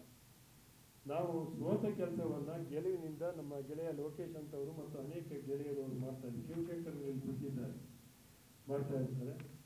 ಹಾಗಾಗಿ ನಂದೀಶ್ ಕುಮಾರ್ ಅವರು ವೈದ್ಯಕೀಯ ಕ್ಷೇತ್ರದಲ್ಲಿ ನೋಡಿ ನನಗೆ ಭಾರಿ ಖುಷಿ ಆಯಿತು. ನಾನೇನೋ ಸಾಮಾನ್ಯ ವ್ಯಕ್ತಿ, ಏನೋ ಆಟವಾಡೋ ಹುಡುಗ ಅಂತ ತಿಳ್ಕೊಂಡಿದ್ದೆ. ಅವರ ವೈದ್ಯಕೀಯ ಕ್ಷೇತ್ರದಲ್ಲಿ ಈ ಬೆನ್ನು ಮೂಳೆ ತುಂಬ ಅಪರೂಪದ ಒಂದು ರೋಗ ಆಗಿಬಿಟ್ಟಿದೆ. ಈ ಕೀಲು ರೋಗ ಮತ್ತು ಬೆನ್ನು ಮೂಳೆ ಇವೆಲ್ಲವೂ ಕಾಮನ್ ಕಂಪ್ಲೇಂಟ್ ಎಲ್ಲರಿಗೂ. ಅದನ್ನು ಸುದ್ದಿ ಸಾಧನೆಯನ್ನು ಮಾಡಿ ಪಕ್ಕದಲ್ಲೇ ಇರ್ತಕ್ಕಂಥ ಆಸ್ಪತ್ರೆಯಲ್ಲಿ ಅವರು ಒಳ್ಳೆಯ ಕೆಲಸವನ್ನು ಮಾಡ್ತಾ ಇದ್ದಾರೆ. ಗೆಳೆಯ ಡಿ ಬಸವರಾಜ್ ಅವರು, ನಮ್ಮ ಬಸಪ್ಪ ಅಂತಲೇ ನಾವು ಅವರನ್ನು ಕರೆಯೋದು, ಕೃಷ್ಣರಾಜ ಸಹಕಾರಿ ಕೇಂದ್ರ ಬ್ಯಾಂಕಿಗೆ ನೂತನ ಅಧ್ಯಕ್ಷರಾಗಿ ಆಯ್ಕೆಯಾಗಿದ್ದಾರೆ. ಅವರಿಗೆ ನಾನು ಅಭಿನಂದನೆ ಅಂತ ಅವ್ರನ್ನ ಈ ಸಂದರ್ಭದಲ್ಲಿ ಗುರುತಿಸುವಂಥ ಕೆಲಸವನ್ನು ಮಾಡಿದ್ದಾರೆ. ಗೆಳೆಯ ಅರುಣಾ ಮಹೇಶ್ ಅವರು ಕರ್ನಾಟಕ ಚಲನಚಿತ್ರ ನಿರ್ಮಾಪಕ ಮತ್ತು ವಾಣಿಜ್ಯ ಮಂಡಳಿಯ ಸದಸ್ಯರು. ಅವರು ಮುಂದೆ ಮತ್ತೆ ಚುನಾವಣೆಗೆ ನಿಲ್ಲುವವರಿದ್ದಾರೆ. ಅವರಿಗೂ ಎಲ್ಲ ಶುಭವನ್ನು ಹಾರೈಸೋಣ. ಬಿ ಎಚ್ ಗೋವಿಂದಗೌಡ ಅವರು ಸರ್ಕಾರಿ ಸೇವಾ ಕ್ಷೇತ್ರದಲ್ಲಿ ರಾಜ್ಯಾಧ್ಯಕ್ಷ, ಸರ್ಕಾರ ಕರ್ನಾಟಕ ತೆಂಗಿನ ನಾರಿನ ಅಭಿವೃದ್ಧಿ ನೌಕರ ಸಂಘದ ಅಧ್ಯಕ್ಷರಾಗಿ ನೋಡಿ, ಅವರು ನಾವು ಗೊತ್ತು ಮಾಡಲಿಕ್ಕೆ ಆಗಿಲ್ಲ. ಇವರೆಲ್ಲ ಸಾಧಕರು. ನಮ್ಗೆ ಸನ್ಮಾನ ಮಾಡಿ ಅಂತ ಇಲ್ಲಿ ಬಂದವರೆಲ್ಲ ಯಾರು ಕೇಳ್ಕೊಂಡಿಲ್ಲ. ಕೇಳದೇ ಇದ್ದವ್ರನ್ನ ಆಯ್ಕೆ ಮಾಡಿ ಸನ್ಮಾನಿಸ್ತಾ ಇದೆಯಲ್ಲ, ಅದು ನಿಜವಾಗ್ಲೂ ದೊಡ್ಡ ಸಾಧನೆ ಅಂತ ಹೇಳ್ತೀನಿ. ಗೆಳೆಯ ಹಿರಿಯರಾದಂಥ ಕೆ ಬಿ ಲಿಂಗರಾಜ್ ಅವರು, ಇವರಿಗೆಲ್ಲ ಇದೇನು ಸಣ್ಣ ಸಂತೋಷ ಅವರಿಗೆ. ಅವರು ರಾಜ್ಯ ಮಟ್ಟದಲ್ಲಿ ರಾಷ್ಟ್ರ ಮಟ್ಟದಲ್ಲಿ ಸೇವೆ ಮಾಡಿ ಗುರುತಿಸುವಂಥ ಸಾಧನೆ ಮಾಡಿರುವಂಥವ್ರು. ಅವರು ಈ ನಮ್ಮ ಪ್ರೀತಿಯ ಕೈಂಕರ್ಯಕ್ಕೆ ಬಂದು ಇಲ್ಲಿ ಸ್ವೀಕಾರ ಮಾಡಿದ್ದಾರೆ. ಆಲತ್ತೂರು ಆರ್ ಜಯರಾಮ್ರವರು ರಾಜಕೀಯ ಕ್ಷೇತ್ರದಲ್ಲಿ ಸನ್ಮಾನಿಸುವುದರ ಅಪರೂಪ. ಆದರೂ ಅವರನ್ನು ಆಯ್ಕೆ ಮಾಡಿ ಇಲ್ಲಿ ಸನ್ಮಾನಿಸೋದಿದೆಯಲ್ಲ, ಇದು ನಿಜವಾಗ್ಲೂ ಸಂಭ್ರಮದ ಕೆಲಸ ಅಂತ ಅಂದ್ಕೊಂಡಿದ್ದೇನೆ. ಅಣ್ಣಯ್ಯನವರು ಸಮಾಜ ಸೇವಾ ಕ್ಷೇತ್ರ ಅವ್ರು ಬಂದಿಲ್ಲ ಅಂತ ಕಾಣಿಸುತ್ತೆ. ಎ ಕುಮಾರ್ ಅವರು ಸಂಘಟನಾ ಕ್ಷೇತ್ರದಲ್ಲಿ ಚಾಮರಾಜನಗರದಲ್ಲಿ ಸೇವೆಯನ್ನು ಮಾಡಿ ಅವರನ್ನು ಗುರುತಿಸುವಂಥ ಕೆಲಸ ಆಗಿದೆ. ಜಯಕುಮಾರ್ ಅವರು ವೀರಗಾಕ್ಷ ಕ್ಷೇತ್ರದಲ್ಲಿ ತಮ್ಮ ಸಾಧನೆಯನ್ನು ಇಲ್ಲಿ ಸಾದರಪಡಿಸಿ ನಾಡಿನಾದ್ಯಂತ ಅದನ್ನು ತಮ್ಮ ಕಲೆಯನ್ನು ಸಾದರಪಡಿಸ್ತಾ ಇದ್ದಾರೆ. ಶ್ರೀ ಮಹದೇವರವರು ಸಮಾಜ ಸೇವೆಯ ಕ್ಷೇತ್ರದಲ್ಲಿ ಆದೂರು ಚಾಮರಾಜನಗರ ಬಂದಿಲ್ವ ಅವರು. ಹಾಗೆ ಎಲ್ಲ ಗಣ್ಯರನ್ನು ಸನ್ಮಾನಿಸಿ, ಕೆಲವು ಸಾರಿ ಸನ್ಮಾನ ಯಾಕೆ ಬರುತ್ತೆ ಅಂತಂದರೆ, ನನಗೂ ರಾಜ್ಯ ಮಟ್ಟದ ಸನ್ಮಾನ ಬಂತು ಈ ಸಾರಿ. ನಾನು ಹಿಂದೆ 4 ವರ್ಷಗಳ ಕಾಲ ಕೇಳ್ಕೊಳ್ತಾನೆ ಇದ್ದೆ. ಈ ಬಾರಿ ಕೇಳೋದನ್ನು ಬಿಟ್ಟೆ. ನನಗೇನು ಕೆಲಸ ಮಾಡಿಲ್ಲ ಅಂತ ಗೊತ್ತಾಯಿತು. ಸರ್ಕಾರ ಕೊಡೋದಿಲ್ಲ ಅಂತ ತೀರ್ಮಾನ ಮಾಡಿ ಸುಮ್ಮನೆ ಕುಳಿತಿದ್ದೆ. ನಮ್ಮ ಗೆಳೆಯರೊಬ್ಬರು ಒಂದು ಪತ್ರವನ್ನು ಬರೆದು ನಮ್ಮ ಪ್ರಕಾಶನದಲ್ಲಿ ಕುಳಿತಿದ್ದಾರೆ, ಸಾಹಿತ್ಯ ಪರಿಷತ್ತಿನ ಕೋಶಾಧ್ಯಕ್ಷರು. ನೋಡಿ, ಅವರು ವೇದಿಕೆ ಮೇಲೆ ಏನು ಮಾಡಿದ್ರು ಬರೋದೇ ಇಲ್ಲ. ಪತ್ರಕರ್ತರ ಮಿತ್ರರು ಅನೇಕರು ಇಲ್ಲಿ ಕುಳಿತಿದ್ದಾರೆ. ನಾನು ಬರೋದಿಲ್ಲ ಅಂತ ಸುಮ್ಮನೆ ಅದೇ. ನನ್ನ ಗೆಳೆಯರೊಬ್ಬರು ವಿದ್ಯಾಸಾಗರ ಕದಮ್ಮ ಅಂತೇಳಿ ಒಂದು ಪತ್ರವನ್ನು ಬರೆದ್ರು ಆನ್ಲೈನಲ್ಲಿ. ನನ್ನ ಸಾಧನೆ ಏನೇನು ನನಗೆ ಗೊತ್ತಿಲ್ಲ, ಅದು ಏನೇನು ಮಾಡಿದ್ದೀನಿ ಅಂತ ಅವೆಲ್ಲನೂ ಪಟ್ಟಿ ಮಾಡಿ ಕಳಿಸಿದ್ರು. ಈ ಬಾರಿ ಆಯ್ಕೆ ಮಾಡಿದ್ರು. ನನಗೆ ಯಾಕೆ ಕೊಟ್ರಪ್ಪ ಅಂತೇಳಿ ಆಯ್ಕೆ ಸಮಿತಿ ಒಬ್ಬ ಸದಸ್ಯನ ಮಾಡಿದೆ. ನಿಮಗೆ 10 ಕೊಡಬೇಕಾಗಿತ್ತು, ಒಂದೇ ಒಂದು ಕೊಟ್ಟಿದ್ದೀವಿ. ನಿಮ್ಮ ಶಾಲಾಭಿವೃದ್ಧಿ ಸಮಿತಿಯ ಅಧ್ಯಕ್ಷರಾಗಿ ಶಾಲೆ ಬಿದ್ದಾಗ 6 ತಿಂಗಳಲ್ಲಿ ಶಾಲೆ ಕಟ್ಟಿದ್ದೀರಲ್ಲ, ಅದು ಒಂದೇ ಸಾಕು ನಿಮಗೆ ಅಂತ ಹೇಳಿದ್ರು. ನಾನೊಂದು ಕುಟುಂಬ ಜನನ ನಿಯಂತ್ರಣ ಸಂಸ್ಥೆಯಲ್ಲಿ ಅಧ್ಯಕ್ಷನಾಗಿ ಸುಮಾರು 25,000 ಕುಟುಂಬ ನಿಯಂತ್ರಣ ಸರ್ಟಿಫಿಕೇಷನ್ ಬಹಳ ಮುಖ್ಯವಾಗಿ ನಮ್ಮ ಮುಸಲ್ಮಾನ್ ಜನಾಂಗದವರಿಗೆ ಅವರನ್ನು ಒತ್ತು ಕೊಟ್ಟು ಅವರನ್ನು ಮನವೊಲಿಸಿ ಅವರಿಗೆ ಸುಮಾರು 25,000 ಕುಟುಂಬ ನಿಯಂತ್ರಣ ಸರ್ಟಿಫಿಕೇಟ್ ಮಾಡಿದ್ವಿ. ಆ ಕಾರಣಕ್ಕೆ ಕೊಟ್ಟಿದ್ದಾರೆ. ಮತ್ತು ಉದಯಗಿರಿಯಲ್ಲಿ ಒಂದು 4-5 ಪಾರ್ಕ್ಗಳಿದ್ದಾವೆ. ಆ ಎಲ್ಲ ಪಾರ್ಕ್ಗಳಿಗೂ ಈಗ ದೊಡ್ಡ ಮರವಾಗಿ ಬೆಳೆದಿದ್ದಾವೆ. ನಾವು ನೆಟ್ಟಂಥ ಗಿಡಗಳು 4 ಪಾರ್ಕ್ಗಳಲ್ಲಿಯೂ ಅದನ್ನು ಪರಿಗಣಿಸಿ ನಿಮಗೆ ಕೊಟ್ಟಿದ್ದೇವೆ. ಹಾಗಾಗಿ ಇದೊಂದು ಚಿಕ್ಕದು ಅಂತ ಹೇಳಿ ನಮ್ಮ ಗೆಳೆಯರೊಬ್ಬರು ಹೇಳಿದರು. ಹಾಗಾಗಿ ನಾನು ಸ್ವಲ್ಪ ಹೆಮ್ಮೆಯಾಗಿ ಮುಂದಿನ ನನ್ನ ಬದುಕನ್ನು ಇನ್ನೂ ಸಾರ್ಥಕವಾಗಿ ಈ ಸೇವಾ ಮನೋಭಾವದಲ್ಲಿ ತೊಡಗಿಸ್ಕೊಳ್ಬೇಕು ಅಂತೇಳಿ ತೀರ್ಮಾನ ಮಾಡಿದ್ದೇನೆ. ನಿಮಗೂ ನೀವೆಲ್ಲ ಸೇವೆ ಮಾಡ್ತಾ ಇದ್ದೀರಿ, ಮಾಡಿದ್ದೀರಿ. ನಿಮಗೆ ಸ್ಫೂರ್ತಿ ನೀಡಲಿ ಅಂತೇಳಿ ನೀವೆಲ್ಲ, ಯಾಕೆಂದ್ರೆ ಗುರುತಿದ್ದಾರೆ, ನೀವು ಮಾಡೋರು ಸೋಲುವವರಲ್ಲ, ನಿತ್ಯ ನಿರಂತರವಾಗಿ ಸೇವೆ ಮಾಡ್ತಕ್ಕಂಥವ್ರನ್ನು ತಿಳ್ಕೊಂಡು ನಿಮಗೊಂದು ಇಂಜೆಕ್ಷನ್ ಇದ್ದಾಗೆ ಯಾವಾಗಲೂ ಸೋತು ಕೂರಬೇಡಿ, ನಿಮ್ಮ ಕಾಯಕವನ್ನು ಮುಂದುವರಿಸಿ ಅಂತ ಕೇಳ್ಕೊಳ್ಳೋದಕ್ಕೆ ಈ ಒಂದು ಸುಮ್ಮನೆ ನಿಮಗೊಂದು ಶ್ರೀರಕ್ಕೆ ಆಶೀರ್ವಾದ ಅಂತ ತಿಳ್ಕೊಂಡು ನೀವು ಇದನ್ನು ಸ್ವೀಕಾರ ಮಾಡಬೇಕು ಅಂತ ನಾನು ಅಂದ್ಕೊಂಡಿದ್ದೇನೆ. ನಮ್ಮ ಸಿದ್ದೇಗೌಡರು ಕುಳಿತಿದ್ದಾರೆ ಹಿಂದೆ ಹೋರಾಟಗಾರರು, ಅವರು ಅನೇಕ ಸಂದರ್ಭದಲ್ಲಿ ಮನೆ ಮಠ ಎಲ್ಲ ತೊರೆದು ನಮ್ಮ ಜೊತೆಯಲ್ಲಿ ತೋರಿಸ್ಕೊಂಡಂಥವ್ರು. ಅನೇಕರು ಹೆಸರು ಅಂತ ಗೆಳೆದ್ರು, ತಾವೆಲ್ಲ ಇಲ್ಲಿ ಇದ್ದೀರಿ ನೋಡ್ರಿ ಗೆಳೆಯರನ್ನ. ನಾನು ಹೆಚ್ಚು ಮಾತನಾಡಲಿಕ್ಕೆ ಹೋಗಿದ್ದೀನಿ, ನನಗೆ ಚೆನ್ನಾಗಿ ಗೊತ್ತಿದೆ, ನನಗೂ ಹೊಟ್ಟೆ ಹಸಿತಾ ಇದೆ, ನಿಮಗೆ ಕ್ಲಾಸಿಗೆ ಹೋಗಬೇಕು.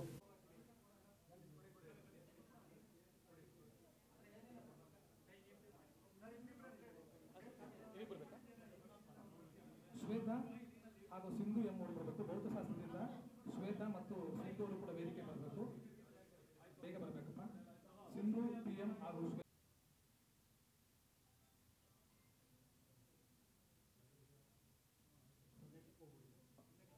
ಮುಂದೆ ಸಸ್ಯಶಾಸ್ತ್ರ ವಿಭಾಗದಿಂದ ಸ್ಫೂರ್ತಿ ಭಾನುಪ್ರಿಯ